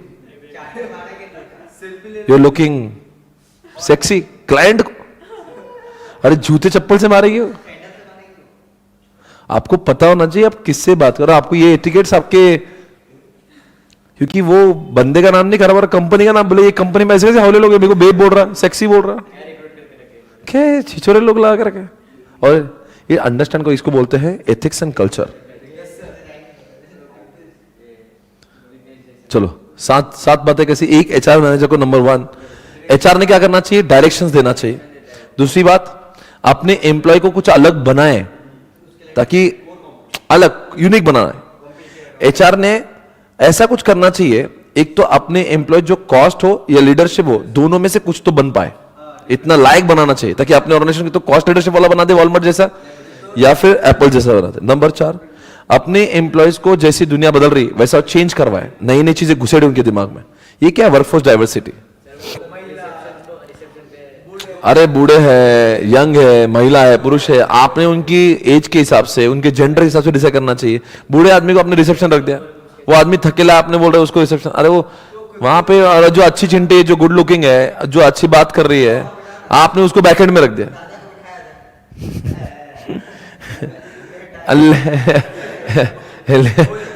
late them decide what they want to become. मतलब उनको एम्पावर, उनको जबरदस्ती मत करो यही करना, उनको बचाओ, पूछो, उनको बताओ कि भाई तुम्हें क्या करना, तुम डिसाइड करो। और लास्ट में एथिक्स कल्चर अच्छा सिखाओ। ये सब क्या किसके, हमने पूरा एचआर खत्म किया दोस्तों। Did you understand what is HR? क्या था एचआर? अरे बोलो भाई क्या था ये? अब देखो छोटे छोटे चिल्लू 2-4 बचे हुए हैं। एक R&D बचा हुआ है, एक अपना SCM बचा हुआ है। SCM और लॉजिस्टिक्स साथ में ही है। SCM है और कौन सा देखा हमने? एक SCM है, एक R&D है। SCM समझता क्या? R&D समझता है, लॉजिस्टिक है, एक प्रोडक्शन है और एक फाइनेंस है। फाइनेंस पढ़ाते समय मुझे बिल्कुल भी दर्द नहीं होता है। क्यों मालूम है? क्योंकि हम लोग अगर CA है और मुझे आपको फाइनेंस ऐसा बहुत इनडेप्थ, अगर आप कल चल के CA बनोगे, CA बन गए तो आप किसी कंपनी में फाइनेंस मैनेजर बनोगे, तो आपको क्या करना पड़ेगा, क्या स्टडी लाना पड़ेगा, वो सिखाना मेरे लिए आपके लिए बहुत मुश्किल काम नहीं है। ठीक है, अभी काम करते हैं, मैं आपको लेके जाता हूं आपके कॉन्सेप्ट पे जिसका नाम है SCM और एक है लॉजिस्टिक, दोनों बैक टू बैक चिपक के। पेज नंबर है 6.13 एंड 6.14। ये क्या है? देखो बहुत बड़ी बड़ी कंपनीज का SCM बहुत अच्छा होना चाहिए। एग्जाम्पल लिखना चालू करो, लिखो अमेजॉन, फ्लिपकार्ट,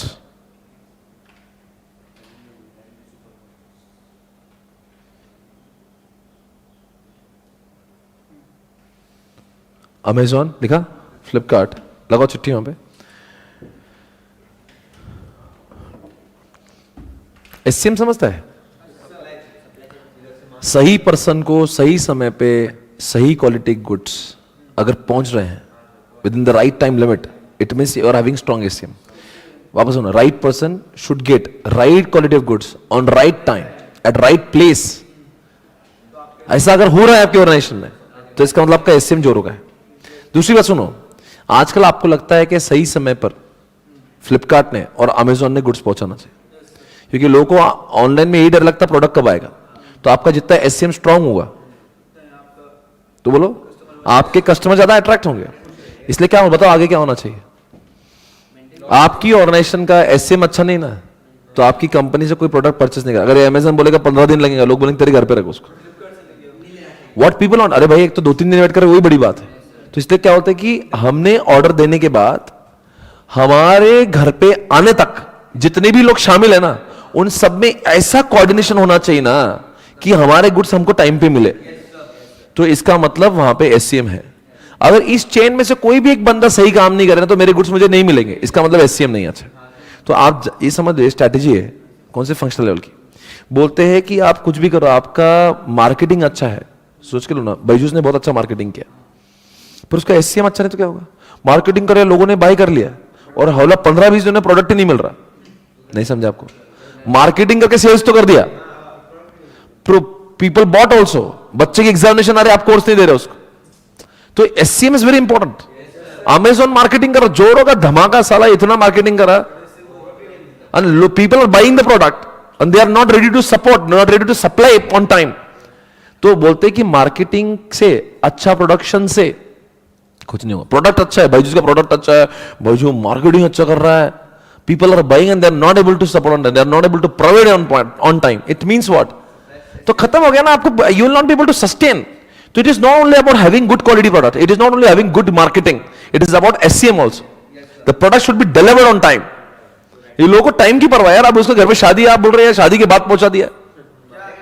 डोमिनोज 30 मिनट का डिलीवरी टाइम लेता है, आपने मार्केटिंग करा 7P लगा दिया पूरा, but you are not able to deliver on time. लोग बोलेंगे वो आता ना, कोई लेट है तो फ्री देना पड़ता उसको। तो ये है डोमिनोज। क्या है डोमिनोज? SCM स्ट्रॉन्ग है ना उनका, एक्चुअल में है। वो उसका राइडर कैसे भागती इधर उधर,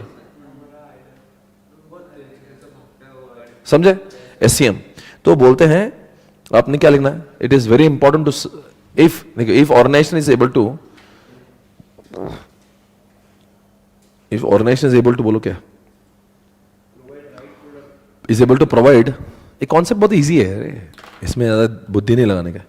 is able to what? Is able to provide right products,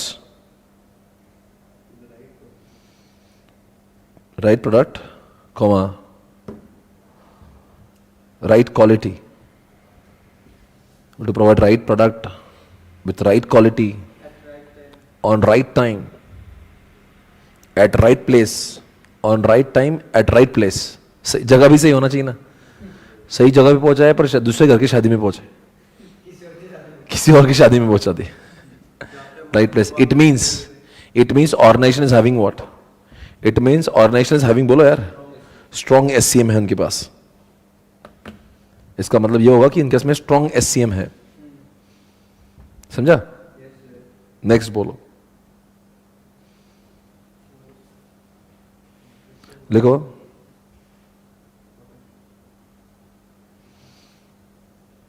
Organizations like Byju's, Amazon, Pizza Hut,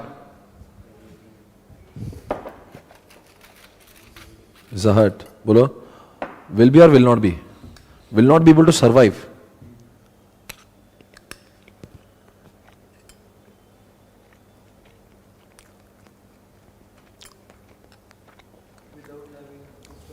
Unless they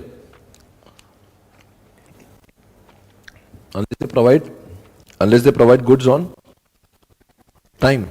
Unless they provide goods on time. Unless they provide goods on time.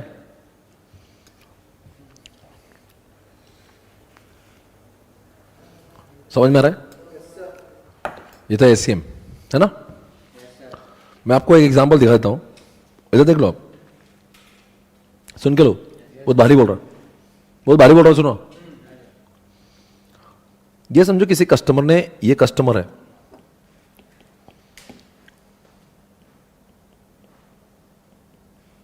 Customer है, ये गया Amazon की website पे, इसने यहां से कुछ bye किया। बाय करने पर ये ऑर्डर जाता है टेक्नोलॉजी से, मान लो इसने यहां से कुछ सैमसंग का मोबाइल बाय किया। आपको लगता नहीं इसकी जानकारी वेंडर को मिलना चाहिए जो वहां पे मोबाइल रेडी करेगा? आपको लगता नहीं इसकी जानकारी वहां के कुरियर वाले को भी मिलना चाहिए?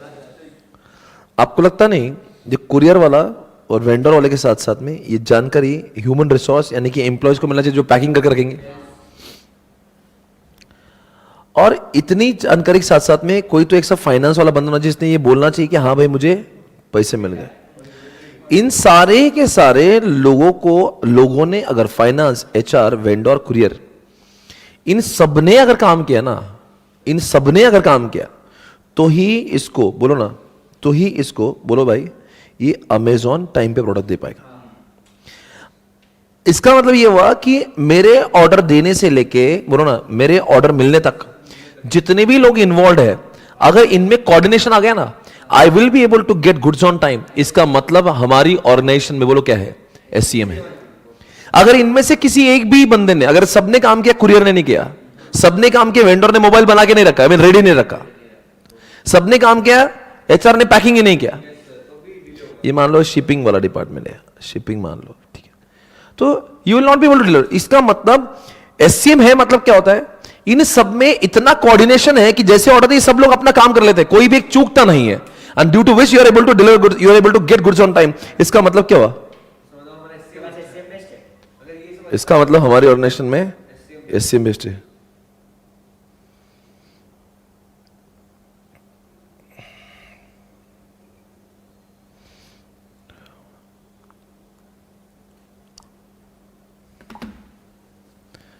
Got it guys? बोलो वापस से।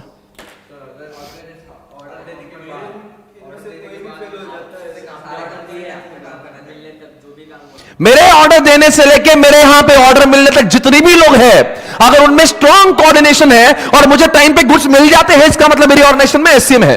ये तो कॉन्सेप्ट है, right guys? Everybody got it?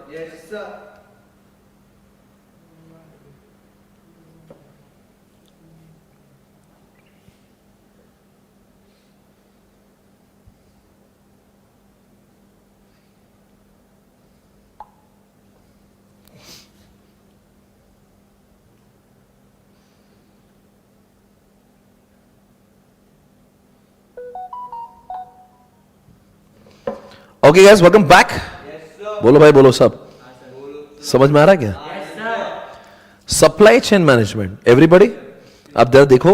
वो बोलते हैं अगर आपको सप्लाई चेन मैनेजमेंट अच्छा करना है ना, आपकी ऑर्गेनाइजेशन में क्या क्या अच्छा होना चाहिए? तो बोलते हैं आपका प्रोडक्ट डेवलपमेंट अच्छा होना चाहिए, आपका प्रोक्योरमेंट, आपका मैन्युफैक्चरिंग, आपका डिस्ट्रीब्यूशन, आउटसोर्सिंग, कस्टमर से, ये सब अच्छा होगा तो आपको, जैसे एग्जाम्पल क्या अच्छा होना चाहिए? वो क्या बोल रहा है कि customer and supplier must work together in the product development process. Right from the start, the partner will have the knowledge of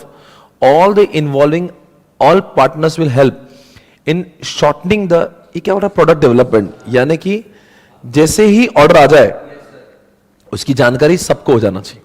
ये तो सबसे पहली बात है। अगर आप एससीएम करना चाहते हो तो इसकी जानकारी सिर्फ एक डिपार्टमेंट को नहीं होना चाहिए, वो कुरियर डिपार्टमेंट को भी होना चाहिए। अरे बोलो यार, सबको पता होना। अरे कुछ नहीं होता है, क्या होता है, ईआरपी भी जाता है, इसका ईआरपी भी जाता है ना, और सबको मिलता है। अरे एसपीसी में यही तो होता है, ऑर्डर जाता है, वो डिस्पैच को दिखता है, वो टेक्निकल को दिखता है, वो अपना अपना काम करते हैं, कुरियर वाले को भी दिखता है, आ जाता है। और customer and supplier must work together in the product, ये लिख रहा है right from the start the partners will have the knowledge of all involving partners will help in shortening the, समझ गया? सबसे वो सिस्टम के थ्रू मिल जाना चाहिए। Next, procurement, what does it mean? नहीं, अगर आपने सपोज एग्जाम्पल बात कर रहे हैं, हमने पिज़्ज़ा हट की बात कर ली, हमने फ्लिपकार्ट की बात कर ली है। एसपीसी के ऊपर आपने प्रोडक्ट बाय करना है, आपने बाय किया, पर SPC will be able to do it only if SPC has got the desired product from the printers.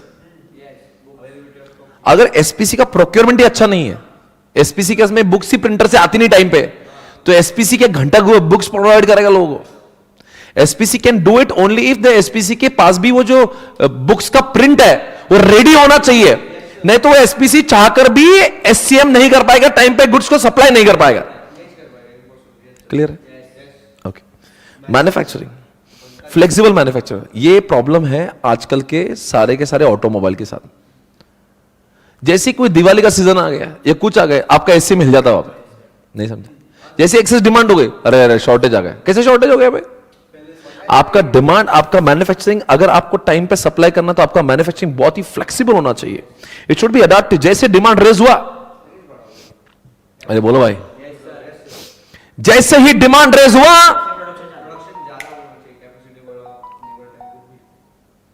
It is not happening with the automobile company. उनका प्रॉब्लम है, आप थोड़ा सा डिमांड बढ़ा दो ना, वो हिल जाते हैं, वो नहीं प्रोवाइड कर पाते। नहीं, अभी तो कोई भी अगर मान लो उनका लिमिटेड है, क्योंकि उनको फिर वो 6000 का कैपेसिटी का प्लांट है, 12000 डिमांड हुई, वो खत्म हो गया।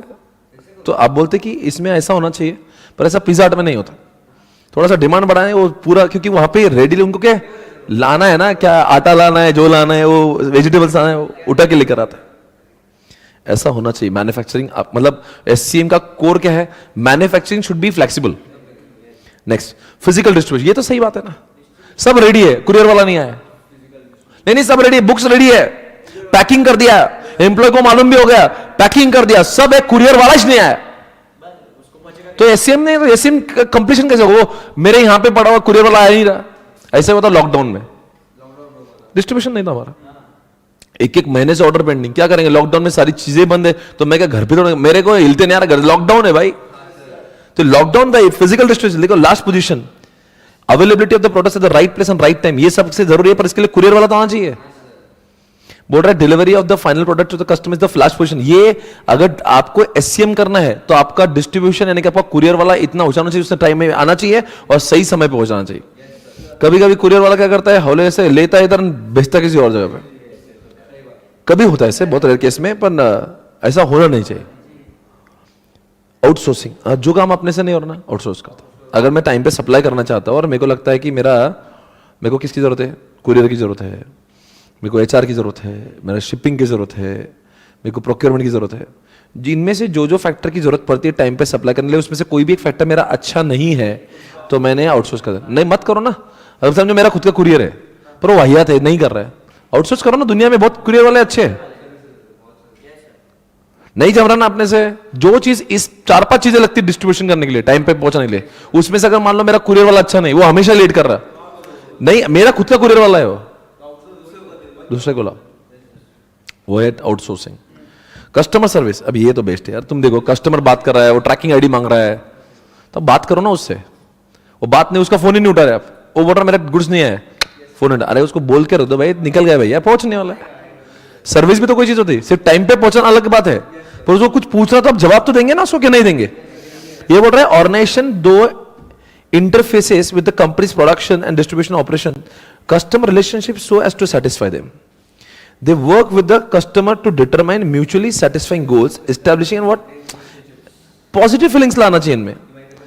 भाई तो टेंशन मत ले, जैसे यहाँ से निकाला ना तो वैसे में जाना चाहिए। It is being shipped, it is being packed, it is in मतलब उसको ट्रैकिंग दिखाओ, इतने दिन हुए, इतने पहुंचेंगे, तो ऑन द वे है वो पूरा। उससे संपर्क में रहो तो वो हौले से नहीं करे। अगर आपने उससे बाय किया तब से उसको कुछ बोला ही नहीं, 15 दिन बाद डायरेक्ट घर पे गया तो 15 दिन वो हौले से करेगा ना। तो उसको बार बार एसएमएस करो या फिर उसको ट्रैकिंग आईडी देख के उसको दिखा दो। अब हमारे वेबसाइट पे दिख जाता है, जैसे हम शिपिंग करते हैं उसको मैसेज आता है, ईमेल आता है, तो ये है कस्टमर सर्विस। लिखो एसएमएस, ईमेल्स, ट्रैकिंग आईडीज, ये सब होना चाहिए।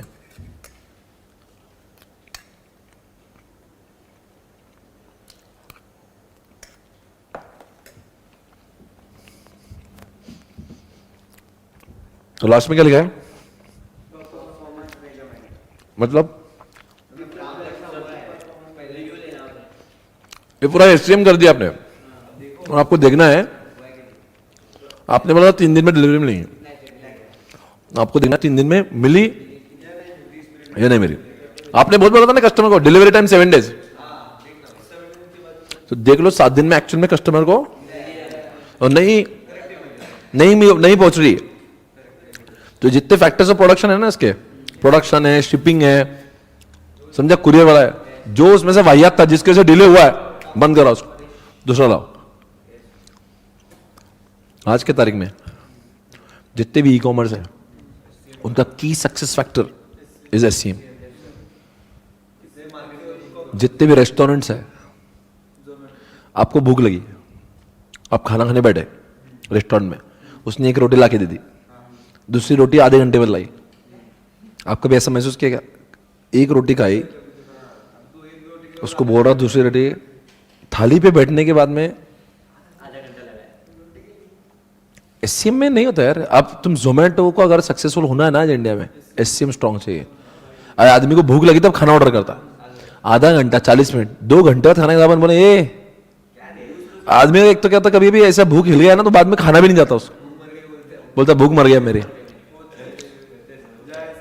तो कुछ धंधे के लिए वो केएसएफ है। ये ऐसी फालतू चीज नहीं है। कई लोगों के धंधे आउट हो जाएंगे अगर कोई ऑटोमोबाइल इंडस्ट्री या कोई बाइक इंडस्ट्री अगर टाइम पे गाड़ी, समझो तुम्हारा बर्थडे है, तुमने गाड़ी बुकिंग कराई, बोले बर्थडे के दिन मिलना चाहिए, वो बर्थडे के दिन नहीं है, आपका दिमाग खराब नहीं होगा क्या?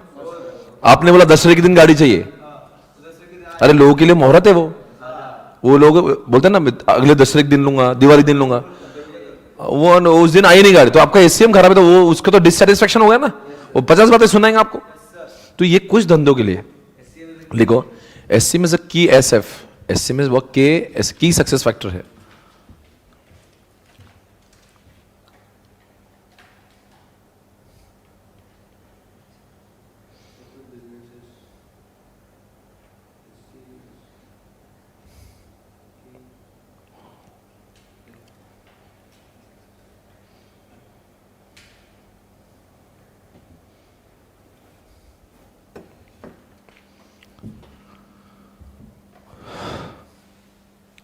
क्या बोला?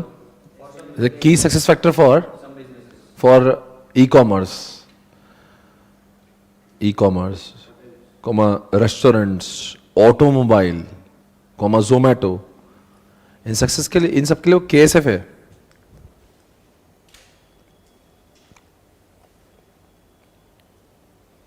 बोलो भाई, क्या बोलना चाहेंगे?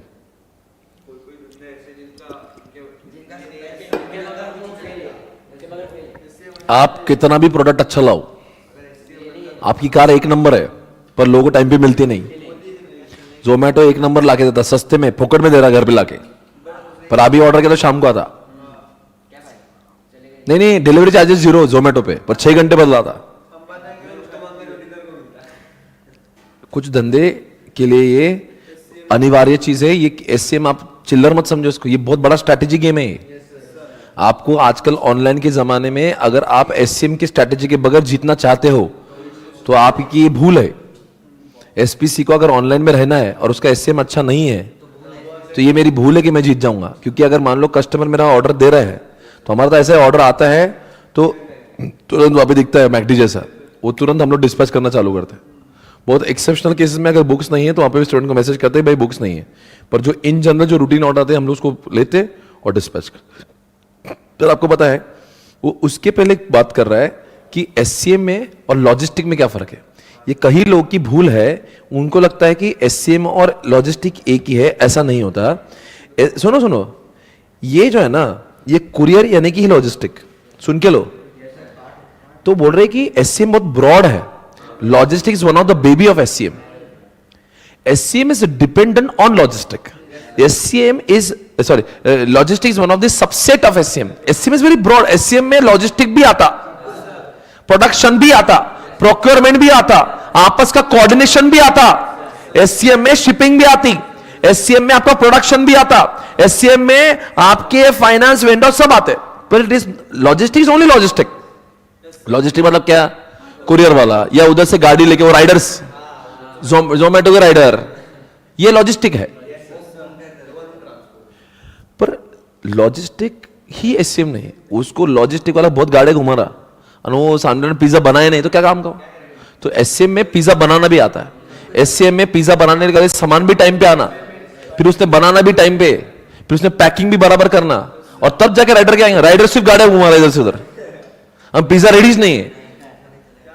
तो फिर SCM की डिपेंडेंसी राइडर पे मान रहे, but SCM is equal to logistic, ये गलत फहमी है। SCM is equal to logistic plus procurement, right time पे प्रोक्योरमेंट, राइट टाइम पे प्रोडक्शन, कोऑर्डिनेशन, फाइनेंस वाले, शिपिंग वाले सब जमा होंगे तब जाके। तो SCM इज इक्वल टू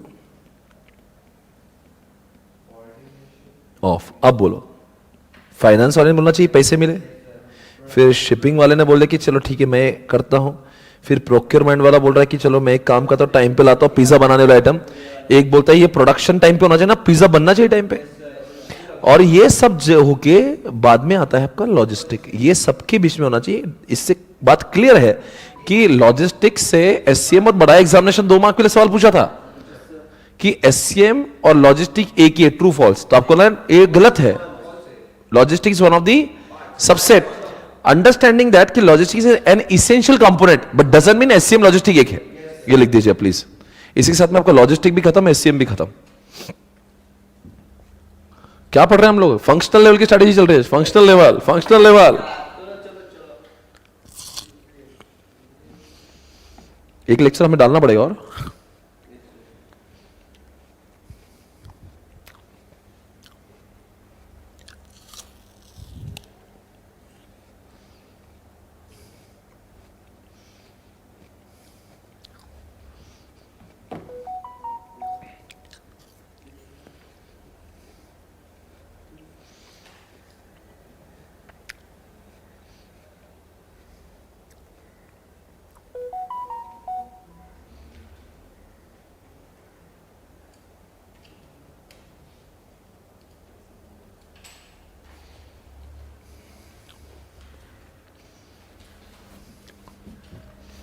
समझ गया क्या बोलते हैं? ये लिखा गया आपने? क्लियर है? एवरीबॉडी? अपने क्या क्या स्ट्रेटेजी हो गई अब तक? एससी में ओवर, लॉजिस्टिक ओवर,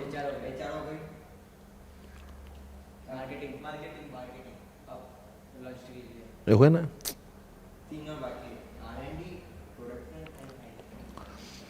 इस सिर्फ मुझे लॉजिस्टिक और थोड़ा पढ़ने दो, उसके बाद में अपन देखते क्या करना है।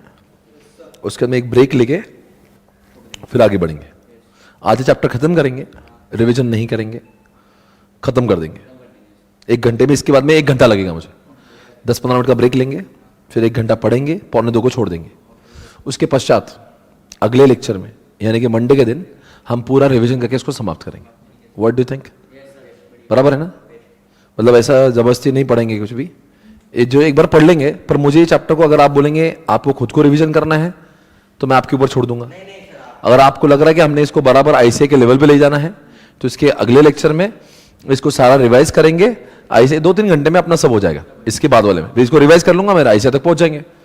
तो देखते हैं इंडिया क्या बोल रहा है। इंडिया मेरे साथ में है क्या?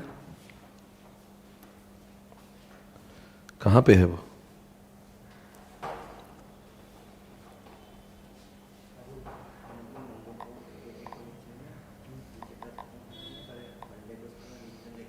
आप करा देना।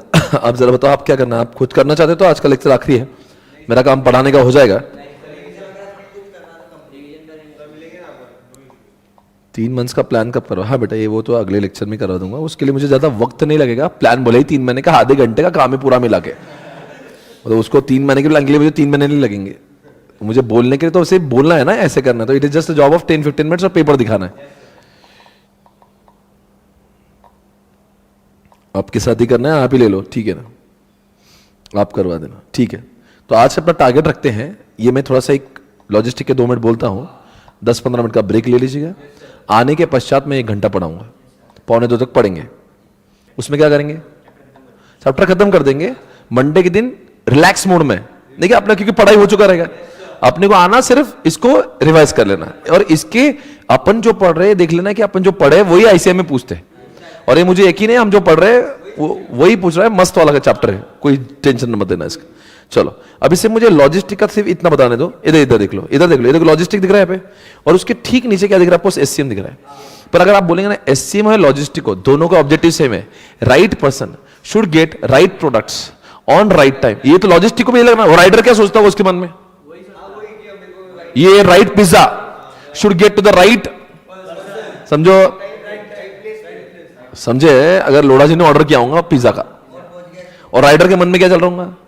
राइट पर्सन है, लोड़ा को राइट पर्सन को मिले, राइट पिज्जा मिले, राइट टाइम पे मिले, और राइट प्लेस पे मिले। अब समझो प्रेस्टीज प्रिंसेस ने पिज्जा ऑर्डर किया, वेज पिज्जा, तब राइडर के दिमाग में क्या चल रहा होगा? ये वेज पिज्जा मैं राइट टाइम पे यानी कि 30 मिनट के अंदर पंकज को ना दूं, लोड़ा जी को दूं। पर ये है वो चले गए लोड़ा जी के घर पे, सब कुछ हुआ पर टाइम पे भी गया, राइट प्लेस पे नहीं गया। तो बोल रहा है कि ये 4 चीजें तो एससीएम के जो ऑब्जेक्टिव है ना वो लॉजिस्टिक के भी है। ये तो दिखा है ना, देखो, for business effective logistic will involve the raising and finding solution of the following question, which source of raw material. अभी देखो इसमें क्या क्या चीजें होती है, ये सारी चीजें उनको पता होना चाहिए। किसको पता होना चाहिए?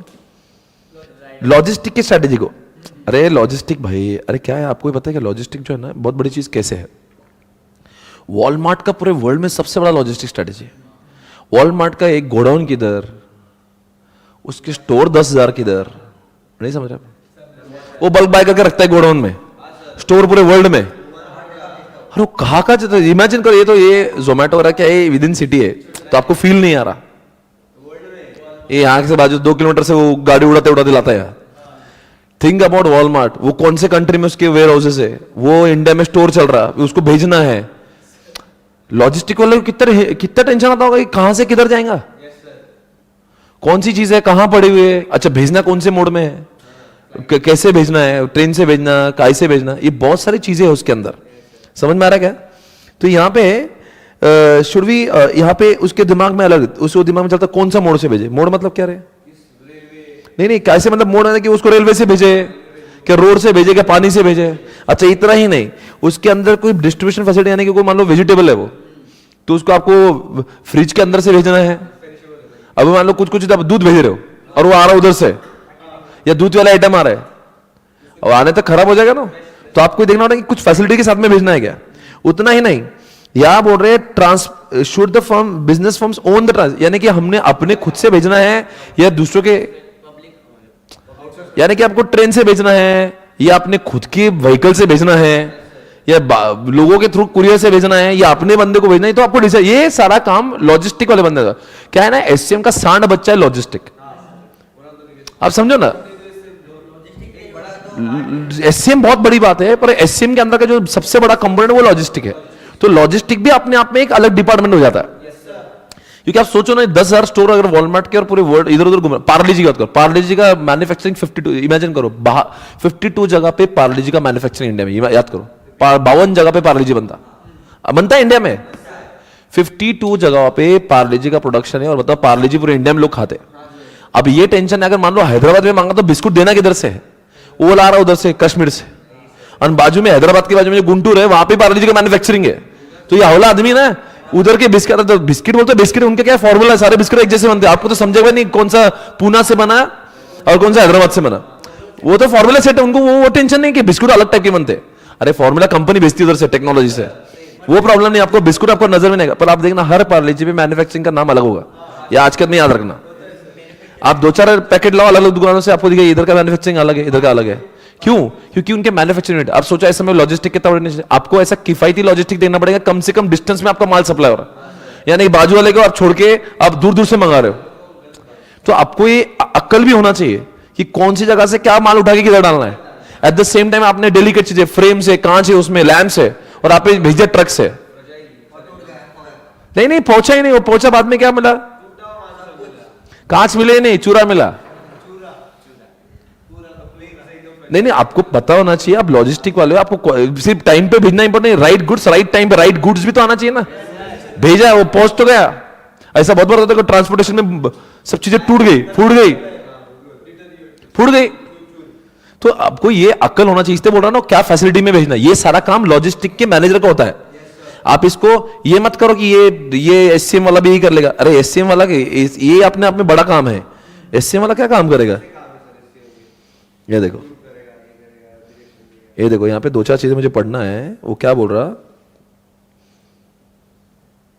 ये देखो यहाँ पे लिखा था ने, हाँ वो क्या बोल रहा है, method of deploying inventory in the logistic network, समझे क्या, मेथड ऑफ डिप्लॉइंग इन्वेंट्री। अब लॉजिस्टिक का काम सिर्फ फिनिश गुड्स पहुंचाने का नहीं होता, नहीं समझे नहीं, हमारे मैन्युफैक्चरिंग यूनिट है तो उसको रॉ मटेरियल भी लाना है, वो भी लॉजिस्टिक करता, और फिनिश गुड्स बनने के बाद में भेजना वो भी लॉजिस्टिक करता, समझा क्या। अब तुम पार्ले जी बनने की बात मत करो, पर पार्ले जी को शुगर लगती, अब कौन से शुगर फैक्ट्री से किधर की शुगर कौन से फैक्ट्री पर जाना, ये भी तो लॉजिस्टिक का दिमाग है।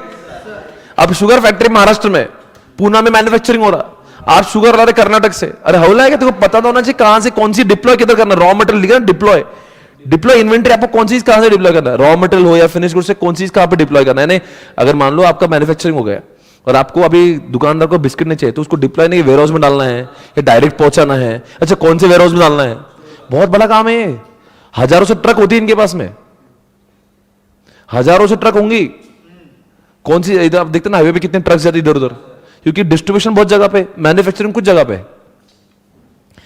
Nature of material handling equipment, समझा ना, मटेरियल हैंडलिंग इक्विपमेंट समझा ना, अगर कोई डेलिकेट है तो फिर उसको संभाले जाओ, फ्रिज में जाना है, या फिर मान लो आपको बहुत ऐसे उसको आता है ना, वो क्या बोलते हैं, वो आता है हैंडल विद केयर भी आता है, उसमें सेफ्टी मेजर्स क्या है, कुछ खराब ना हो जाए। अब जैसे जो टीवी होता है, टीवी कितना डिफिकल्ट है टीवी को इधर उधर पहुंचाना,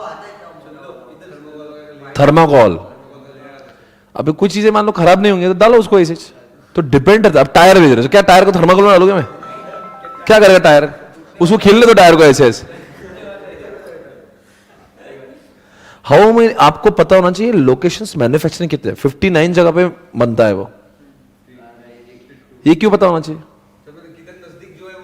आप प्लॉटिंग करो ना, अच्छा इधर है क्या, उसको वहां से उधर बेच, उसको अरे वो उसको उधर से बेच, तो आपको ये बुद्धि तब समझेंगे, इसलिए जब लॉजिस्टिक वाले बंदे को पता होना चाहिए कहां पे कंजम्पशन है, कहां पे वो बनता है, which source of raw material, क्या को रॉ मटेरियल पता होना चाहिए।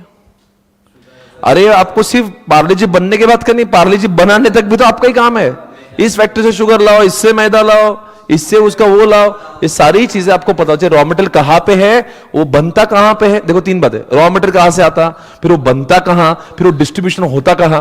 इन सबका जब नॉलेज नहीं होगा तो लॉजिस्टिक वाला ट्रक भेजेगा कहां पे, ये लिखा है। What products are being made. अब तुम्हारा पार्लेजी बन रहा, मैंगो बाइट बन रहा, किस्मी बन रहा, हाइड एंड सीक बन रहा, तो आपको पता होना चाहिए। अच्छा पार्लेजी इस फैक्ट्री में बन रहा, हाइड एंड सीक उधर बन रहा, समझा मैं क्या बोल रहा, बॉर्बन अलग जगह पे बन रहा है। तो इसके मतलब आपको कितना वो लॉजिस्टिक मैनेजर को कितना टेंशन आता है, उसके सामने किताब होती है ये वहां बनता। अब वो कस्टमर ने मांगा मेरे को 10 पार्लेजी भेजना, आप एक हाइड एंड सीक भी भेजना, मोनाको भी भेजना, किस्मी भी भेजना, ये भेजना, फिर वो भेजना। अरे वो भेजना पर बनता तो 10 जगह पे है ना। और यही प्रॉब्लम एचयूएल के साथ में भी है। 1000 आइटम बनते, कस्टमर किराना दुकान पे सब आइटम रखता, लाए कहां से कौन सी चीजें। तो लॉजिस्टिक अपने आप में जस्ट इमेजिन कि उस लोड क्या होता है। स्मॉल कंपनी 2-4 प्रोडक्ट बनाती, 2-4 जगह पे बिकता, तो उसको कुछ प्रॉब्लम नहीं है, उसके लिए मैनेजर की जरूरत नहीं है। पर आप देखो, अगर मैं आपको यहाँ पे एग्जांपल दिखा रहा हूँ, यहाँ पे जरा देखो ना, पार्लेजी का लॉजिस्टिक देखो या वॉलमार्ट का देखो, ये बहुत बड़े बड़े लोग हैं, इनका लॉजिस्टिक इतना आसान नहीं है, ऐसा मुझे बोलना था। ये वॉलमार्ट है, वॉलमार्ट का लॉजिस्टिक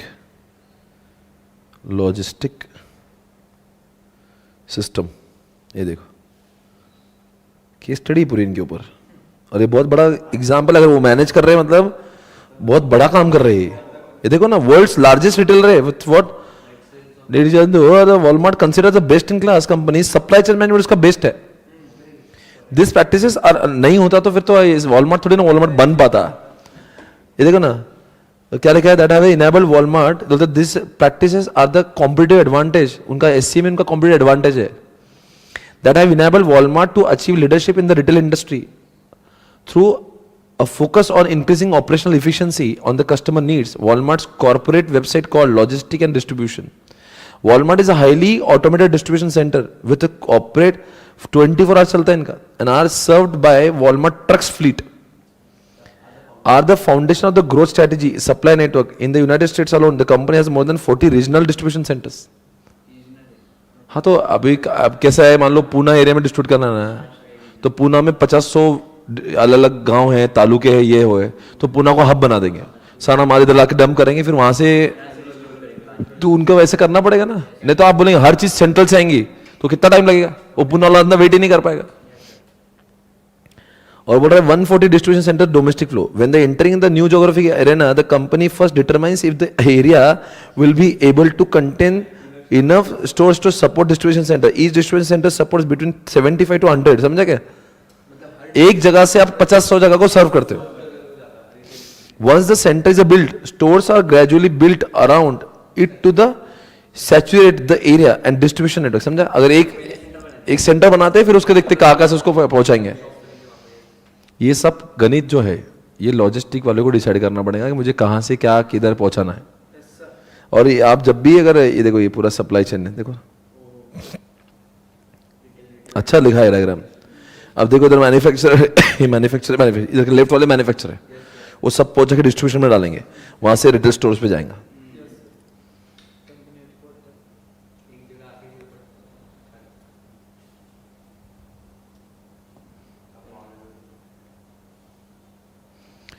Walmart का logistic infrastructure was its fast and responsive transportation system. The distribution centers were serviced by more than 3,500 company-owned trucks.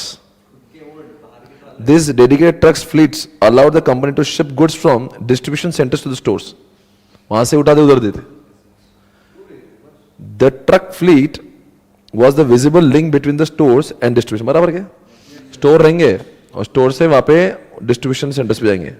Walmart believed that it needed drivers who were committed and dedicated. ये भी चक्कर अलग है। The company hired only experienced drivers. मतलब वो logistic वाले को ये भी टेंशन है कौन से ड्राइवर बराबर है कि नहीं है। अच्छा इंश्योरेंस, ये भेजते समय इंश्योरेंस चाहिए क्या, क्योंकि बहुत बड़ी बड़ी गाड़ियाँ जब जाती ना, आपने बड़े बड़े कंटेनर देखेंगे 10-10 गाड़ियाँ उसके ऊपर जाती, तो इंश्योरेंस निकल के भेजते, क्योंकि रास्ते में अगर कंटेनर उड़ गया, गिर गया, तो 10-20 गाड़ियाँ खराब हो जाएंगी। मान लो उसमें 10 मर्सिडीज जा रही थी और उसका एक्सीडेंट हो गया, तो पहले वो इंश्योरेंस निकालना नहीं निकाल। ये लॉजिस्टिक का दायरा बहुत बड़ा है, वो बहुत चल रही है। Walmart truck drivers generally moved the merchandise loaded trailers from the Walmart distribution centres to the retail store service by each distribution service. ठीक है, वहाँ से लेके जाते उधर। बोलने का बात है कि अभी तो और बहुत पढ़ेंगे, पढ़ने के लिए वो डेटा नहीं है, पर वो टाइम नहीं है, पर बोलने की कोशिश कर रहे हैं आपको कि एक कंपनी, आप जब लॉजिस्टिक लिखोगे आपके दिमाग में ऐसा ये जोमेटो का राइडर्स नहीं आना चाहिए। वॉलमार्ट आएगा तो आपको लगेगा यार बहुत बड़ा काम है भाई, समझ में आ रहा है? तो एग्जाम्पल तो वॉलमार्ट कहाँ पे? लॉजिस्टिक के पास। तो बताओ कौन सी बातें सोचना पड़ती है इसको। और दूसरा लिखो पार्ले जी, रॉ मटेरियल कहां पे है, डिस्ट्रीब्यूशन सेंटर्स कहां है, मैन्युफैक्चरिंग कहां पे हो रहा, कौन से मोड में भेजना है, ट्रक से भेजना है, किससे भेजना है, इंश्योरेंस देना है क्या नहीं लेना है, खुद से करना है या लोगों से करना है, सेफ्टी मेजर लेना है क्या नहीं लेना है, डिप्लॉय कहां पे करना है। ये सारे सवालों के जवाब जब तक नहीं पता होगे वो स्ट्रेटेजी बना नहीं पाएगा। ये वहां पे लिखा था। अब ये क्या लिखा है सब? अगर लॉजिस्टिक के एडवांटेज क्या, अगर आपका लॉजिस्टिक अच्छा होगा या एससीएम अच्छा होगा तो क्या होगा? टाइम पे मिलेगा, सही पर्सन मिलेगा, और टाइम पे मिला, सही पर्सन को मिला तो वो खुश होंगे, हैप्पी कस्टमर होंगे, और कस्टमर खुश होंगे तो आपका ब्रांड इमेज बढ़ेगा, आपका डिस्ट्रीब्यूशन टाइम कम हो जाएगा। देखो यहाँ पे लिखा है कॉस्ट टाइम पे मिलेगा और सारी चीजें बराबर होगी तो वेस्टेज नहीं होगा, कस्टमर खुश हो जाएंगे। ये कैसे कॉस्ट सेविंग और रिड्यूस इन्वेंट्री। एग्जाम्पल दे रहा हूं, सिर्फ एक ही समझ लो। आजकल पूना के या इंडिया के कोई भी शोरूम में ऑटोमोबाइल में ज़्यादा गाड़ियाँ स्टॉक नहीं रखते, क्योंकि उनको मालूम है आज मैं ऑर्डर करूंगा तुरंत 3-4 दिन में मिल जाएगी। वो इससे नहीं रखते ताकि उनका कैरिंग कॉस्ट बहुत लगता, आपने कॉस्टिंग में पढ़ा होगा। और कैरिंग कॉस्ट करने से क्या होता है, इसलिए अगर उनका लॉजिस्टिक अच्छा है, मैं मंगाऊंगा 3 दिन में कार आने वाली है, तो क्या झक मारने को 200 कार लगो, एक कार में 20-20 लाख डालूं, 200 कार शोरूम में या पे गोडाउन में रखो, पैसा नहीं रखता, मैं स्टॉक ही नहीं बनाता, मैं क्या करूंगा फिर? स्टॉक ही नहीं करना है। तो आपको लगता है लॉजिस्टिक अच्छा होगा तो स्टॉक नहीं करना पड़ेगा, स्टॉक नहीं करना पड़ेगा तो आपका इन्वेंट्री कम हुआ, कैरिंग कॉस्ट कम हो गई। लॉजिस्टिक अच्छा होगा तो बोलो क्या होगा? आपका क्या क्या अच्छा होगा? डिलीवरी टाइम आपका अच्छा हो जाएगा, और टाइम पे मिलेगा लोगों को तो कस्टमर खुश होगा, और आप कस्टमर खुश हो जाएंगे तो आप कॉम्पिटिशन में आगे जाओगे। एकदम सिंपल है। तो थोड़ा सा एससीएम जब मैं पढ़ा था आपको थोड़ा सा ब्रॉड बातें किया, और जब वॉलमार्ट पार्ले से मैं आपको समझा कि लॉजिस्टिक क्या होता है, तो ये भी अपना, तो लॉजिस्टिक अलग क्वेश्चन है, एससीएम अलग क्वेश्चन है। अब एक ब्रेक लेने का समय है। एक आपका जो काम है इतना ही, ये जो प्रोडक्शन जो है बहुत इजी है, वो आपका होमवर्क दे रहा हूं मैं, ठीक है ना। अब आपको 2 चीजें पढ़ना है ब्रेक के बाद। कौन सी? फाइनेंस एंड R&D जोरों से पढ़ेंगे आफ्टर 15 मिनट्स। 15 मिनट का ब्रेक ले लो आराम से, है ना। Take the break off 15 minutes. I will see after break in which we will be studying R&D as well as what. और R&D में तो इतना मजा आएगा ना आपको, माहौल करेंगे। तो रिसर्च एंड डेवलपमेंट और फाइनेंस के लिए हम लोग बस मिलेंगे ब्रेक के बाद। Thank you. Mike check guys, come on let's start. Everybody welcome back. So दोस्तों जरा बच्चों को इन्फॉर्म करो अपन आ गए।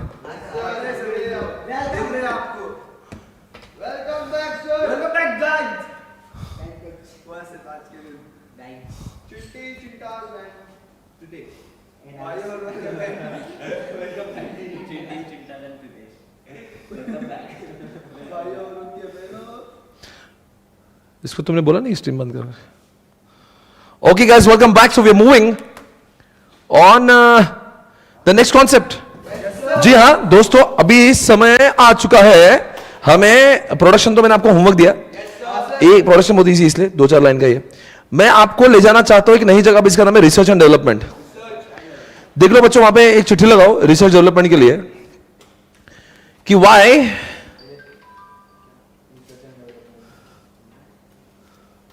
दोस्तों मेरा आपसे एक सवाल है कि do you think research and development is very important. Research and development कुछ कंट्रीज में, कुछ कंपनीज में बहुत ज्यादा इंपॉर्टेंट है। एग्जांपल लिखो, ऐसे कौन से कंपनीज है जिनका रिसर्च डेवलपमेंट नहीं हुआ तो आगे नहीं बढ़ पाएगी। एग्जांपल लिखेंगे ऑटोमोबाइल, अगर नए नए रिसर्च नहीं करेंगे तो नई नई गाड़ियां नहीं आएगी, और गाड़ियां नहीं तो बिकेगी कैसा है। दूसरी बात, मोबाइल कंपनी रिसर्च करके नए नए हैंडसेट बना सकती है। रिसर्च डेवलपमेंट नहीं करे तो फार्मा कंपनी नए नए मेडिसिन कैसे बनाएगी। बहुत बड़ा खर्चा रिसर्च डेवलपमेंट का ये लोग लगाते हैं। लिखो तीसरी बात, रिसर्च एंड डेवलपमेंट कौन से? Pharma company. और लिखो नेक्स्ट पॉइंट, रिसर्च डेवलपमेंट बहुत करना जरूरी है। जितने भी एग्जांपल जो भी आईटी कंपनीज होती है, जैसे कि माइक्रोसॉफ्ट नया लाएगा तो वर्जन नया आएगा, अभी विंडो 10 आएगा, विंडो 13 आएगा। अगर रिसर्च ही नहीं आएगा तो नया सॉफ्टवेयर नहीं आएगा, और नया सॉफ्टवेयर तो लोगों लूटेंगे कैसे? तो नया नया वर्जन लाएंगे तो लूटने के तरीके तो मिलेंगे ना, बहुत जरूरी है। अब लिखो फूड इंडस्ट्री, नया नया फूड इंडस्ट्री अगर रिसर्च तो नए नए फ्लेवर कैसे आएंगे? लेज वाला रिसर्च नहीं करेगा तो नया नया फ्लेवर कैसे आएगा, और नए नए फ्लेवर नहीं तो आप लोगों को अट्रैक्ट कैसे करोगे आप? तो इसीलिए वहां पे भी आपके उसमें अच्छा रिसर्च होना, ये देखो रिसर्च मैंने कहा वो ढूंढते हैं, खोज के निकालते हैं, और एक बार खोजने के अंदर उसको डेवलप करते हैं। There is no point doing only research, अगर डेवलपमेंट नहीं करना है तो रिसर्च करो, फिर अच्छी चीज, अच्छा दवाई बनाओ। फॉर एग्जांपल मैं सन फार्मा अच्छी दवाई मैंने ढूंढ के निकाली, कोरोना के ऊपर रिसर्च, कोरोना की दवाई रिसर्च, कोरोना का वैक्सीन लिखो, सीरम, नहीं तो ये भारत बायोटेक, बताओ इनको जरूरी है क्या? नहीं तो अपन आज जिंदा नहीं रहते, बहुत जल्दी से शहीद हो जाते हम लोग। दोस्तों मेरा आपसे एक सवाल है, क्या आपको लगता नहीं रिसर्च करना कुछ कंपनीज के लिए बहुत ही ज्यादा इंपॉर्टेंट है? आप लिखो, वहां पे फूड इंडस्ट्री लिखा क्या आपने? फूड में लेज लिखा, या फिर कोई भी फूड मतलब सब, मैगी वाले को भी रिसर्च करना पड़ेगा। मैगी वाला नया वो लाया, फ्लेवर लाया, नया टेस्ट लाया, तो ये जो नया नया टेस्ट लाते हैं तब लाते जब उनका रिसर्च होता है। तो ये सारी इंडस्ट्री जो है, इनका रिसर्च एंड डेवलपमेंट के ऊपर पैसा बहुत खर्च होता है। मतलब आप ये समझ लो कि अगर आप रिसर्च नहीं करोगे तो आपके पास में डिफरेंशिएशन नहीं आ सकता। रिसर्च नहीं करोगे तो आप कंपटीशन में आगे नहीं जाओगे। सोचो मारुति ने रिसर्च करके ही इतनी गाड़ियां पाई हैं, एप्पल इतना रिसर्च करता है इसलिए एप्पल के नए नए फोन आते हैं, वरना एप्पल कंपनी आउटडेटेड हो जाएगी। तो जो कंपनी अपना रिसर्च और डेवलपमेंट में पैसा डालना बंद कर देता है वो उनका हार निश्चित है, दे विल बिकम आउटडेटेड। इसलिए दोस्तों आगे कोई इलेक्ट्रॉनिक प्रोडक्ट्स जैसे टीवी बनाने वाले, फ्रिज बनाने वाले, कितना देखो हर 2-4 महीने में जाओ टीवी की दुकान में आपको नया टीवी दिखेगा। कभी आप अलग अलग टाइप के, आजकल देखो कैसे टीवी आती है, और पहले 10 साल पुरानी टीवी देखो, you will find huge difference, because ये रिसर्च और डेवलपमेंट की करामत है। और अगर सोचो आपका रिसर्च है और वो जब तक कोई कॉपी नहीं करता ना, आपके लिए कोर कंपिटेंसी बन जाता, और आप तब तक बहुत छाप सकते हो। तो अगर आपको बहुत छापना है ना, आपको R&D होना चाहिए। डिफरेंशिएशन करने के लिए ही आपका R&D होना जरूरी है। समझ आ रहा है? तो ये सारी चीजें रिसर्च एंड डेवलपमेंट की आए। बच्चों में आपके सामने कुछ प्रिंट डालता हूं, यहां पे देखिए, किसका दिखना है हमें? बोलो आप किसका? Research and development budget.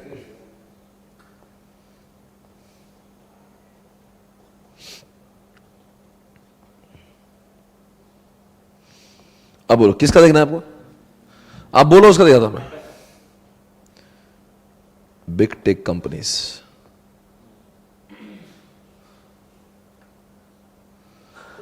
क्या बोल रहे हैं? Technology companies rounded out the top 5 collectively spending $76 billion. Amazon अकेला ही $23 बिलियन डाल रहा है। अमेजॉन अकेला ही $23 बिलियन का budget set for the record. I mean इसके लिए रिसर्च एंड डेवलपमेंट $23 बिलियन में इतने लोगों को बिठा के रखा है इन्होंने। R&D spending and patent generation the top tech companies, देखो ये कितना है, टॉप 20 R&D स्पेंडर्स। और ये देखोगे एक बार 2018 का अपन फिर भी चलता अपने को, देखते ना लोग कैसे कौन से कंपनी की। अरे बाबा रे बाबा रे, देखो क्या लिखा है, Amazon 22%, oh my God, alphabet, Volkswagen, Samsung, Intel, Microsoft. ये काय है मालूम? काय परसेंटेज है? ये टर्नओवर का है। 100 रुपए का सेल करता है अमेजॉन, 22 रुपए रिसर्च पर डालता। बहुत बड़ा नंबर होता है यार आपके पास में, जितने आते उतने में बाई प्रॉफिट का होता था। ठीक बात होती, प्रॉफिट का नहीं है, पक्की बात नहीं। काय है मेरे 22%? नहीं रे, अरे काय का 22%? ये रेवेन्यू का 22% है। इतना अल्फाबेट यानी कि गूगल नई नई चीजें इतनी, इसीलिए तो ये टेक कंपनी जितने आगे है, ये कुछ कोर कंपिटेंसी ढूंढ के लाते हैं, इसलिए लोग इनका बाल भी बाका नहीं कर सकते। दूसरे लोग इनको कॉपी करते तब तक तो 10 घर आगे रहते। उसके बाद में शायद से यहाँ पे नाम टेस्ला का नहीं दिख रहा मुझे, आई एम शॉक्ड। टेस्ला का आएगा भी, टेस्ला का अलग देखते हैं अपन। कौन है? इंटेल है, माइक्रोसॉफ्ट है, एप्पल है, Roche, Johnson and Johnson, Merck, Toyota. अरे बहुत बड़ा अमाउंट है भाई। इतना आप सोचो कि R&D की इज्जत कितनी है, और यही सारी कंपनी R&D करती है, इसलिए तो ये जानी मानी कंपनियां हैं। जानी मानी कंपनी बनती नहीं है, ये रिसर्च करती है इसलिए तो जानी मानी है। ओके गाइस, अगला पॉइंट अभी देखते हैं. Which company spends the most in research. ये आ गया काम की बात. Nasdaq. Come on baby. Amazon 40. Oh my God, what the shock.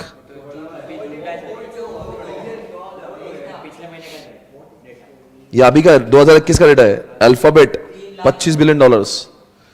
Huawei, MI मतलब ना, एमआई नहीं, हुआई मतलब ही एमआई है ना, नहीं क्या, अलग है, अलग है. Microsoft $20 billion. 20 बिलियन मतलब कितने हो रहे?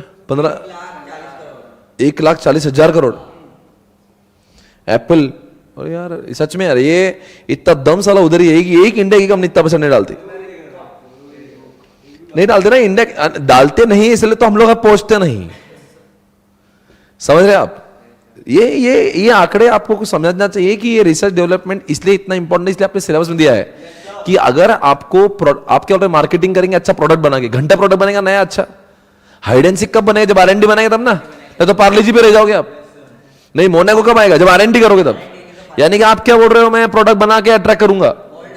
अच्छा, मैं मार्केटिंग करके, मार्केटिंग सिर्फ पार्ले जी करेंगे, हाइड एंड सीक का भी करेंगे. तो नया नया प्रोडक्ट आएंगे तो मार्केटिंग करने भी मजा आएगा ना. अगर आईफोन ने मान लो कि आईफोन 4 लिया था या आईफोन 5 लिया था और वही ला रहा, वही ऐड चल रहा है, तो मार्केटिंग में लोग देख के बोल रहे हैं मतलब क्या होला, कुछ ला रहा भी नहीं. अब आईफोन 12 का ऐड देखने में मजा आता. तो R&D करेंगे तो मार्केटिंग को भी उत्साह आता कि चलो हम लोग नए को लोग कुछ नया पटाएंगे. अभी नहीं आई वो, जैसे कि Hyundai ने नई गाड़ी लाई अलकायदा. अब वो अलकायदा आई, वो अलकायदा जो गाड़ी आई हुई है, तो उस गाड़ी का वो प्रमोशन, ब्रांडिंग, मार्केटिंग करने भी मजा आवे. कब? जब कुछ चीजें नहीं आए. पुरानी चीज को कब तक बोलेंगे ये ले लो हमारे, वो ये ले लो, i20 ले लो, i30. अरे कब तक उसको ही पेलेंगे आप? नया दो कुछ. और नया तभी आएगा जब रिसर्च. और दुनिया में 2 टाइप के रिसर्च होते हैं. एक तो ट्रेंड सेटर होते हैं, एक फॉलोअर होते हैं. चाइना लोग क्या होते हैं, तुम एप्पल बनाओ, हम देखते उसका पाइनएप्पल कैसे बनाएंगे. तुम नोकिया बनाओ, हम डोकिया बनाते. समझे? तो ये उल्टा, वो रिवर्स इंजीनियरिंग में, वो तुमने बनाया वो देखते हो कैसा बनाऊंगा. ये क्या है? ट्रेंड सेटर है. ये एप्पल वगैरह नहीं, ये कॉपी नहीं करते. ये खुद का इतना पैसा डालने के लिए आपके पास में सोचो कितने लोग, होशियार लोग बैठे होंगे और क्या दिमाग लगाते होंगे और क्या प्रोडक्ट बन के बाहर आते होंगे. हाँ, जिगरे वाली बात है, क्योंकि ये डायरेक्ट आउटपुट आएगा कि नहीं आएगा उसका भरोसा भी नहीं. हो सकता 2-3 साल से बैठा, उन्होंने कुछ किया भी नहीं. अब देखो कोरोना में कितने लोगों ने अपने रिसोर्स लगाए, पर बहुत सारी कंपनी की वैक्सीन बनी नहीं पाई आखिरी में. तो उनका तो R&D पूरा जीरो हो गया ना. पर जिसका सक्सेसफुल हो गया है वो तो he is enjoying the benefit like anything. Serum को देख लो, मजे कर रहा है. तो वही है, वही बात है. आप समझिए क्या बात है. R&D बहुत क्रुशियल है. आपको प्रोडक्ट डेवलपमेंट भी चाहिए तभी भी R&D. आपको मार्केट पेनिट्रेशन भी चाहिए. सेम प्रोडक्ट सेम मार्केट, थोड़ा चेंज, उसके लिए भी R&D. नहीं, आपको R&D के बगैर मार्केट पेनिट्रेशन भी नहीं होगा, प्रोडक्ट डेवलपमेंट भी नहीं होगा. क्योंकि नया प्रोडक्ट तब आएगा जब आपका रिसर्च अच्छा है. तो ये बोलते हैं बहुत भारी चीज है. अगर मैं आपको यहां पे थोड़ा टेस्ला दिखा दूं, जो आजकल की टेस्ला स्पेंड ऑन,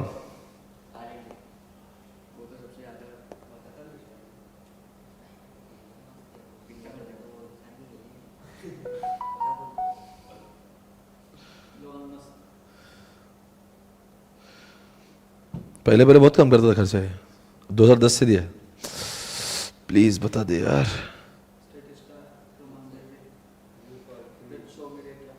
थोड़े दिन बाद औकात पे आया था उसकी.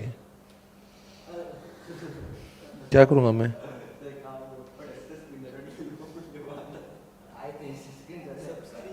अरे कोई बात नहीं.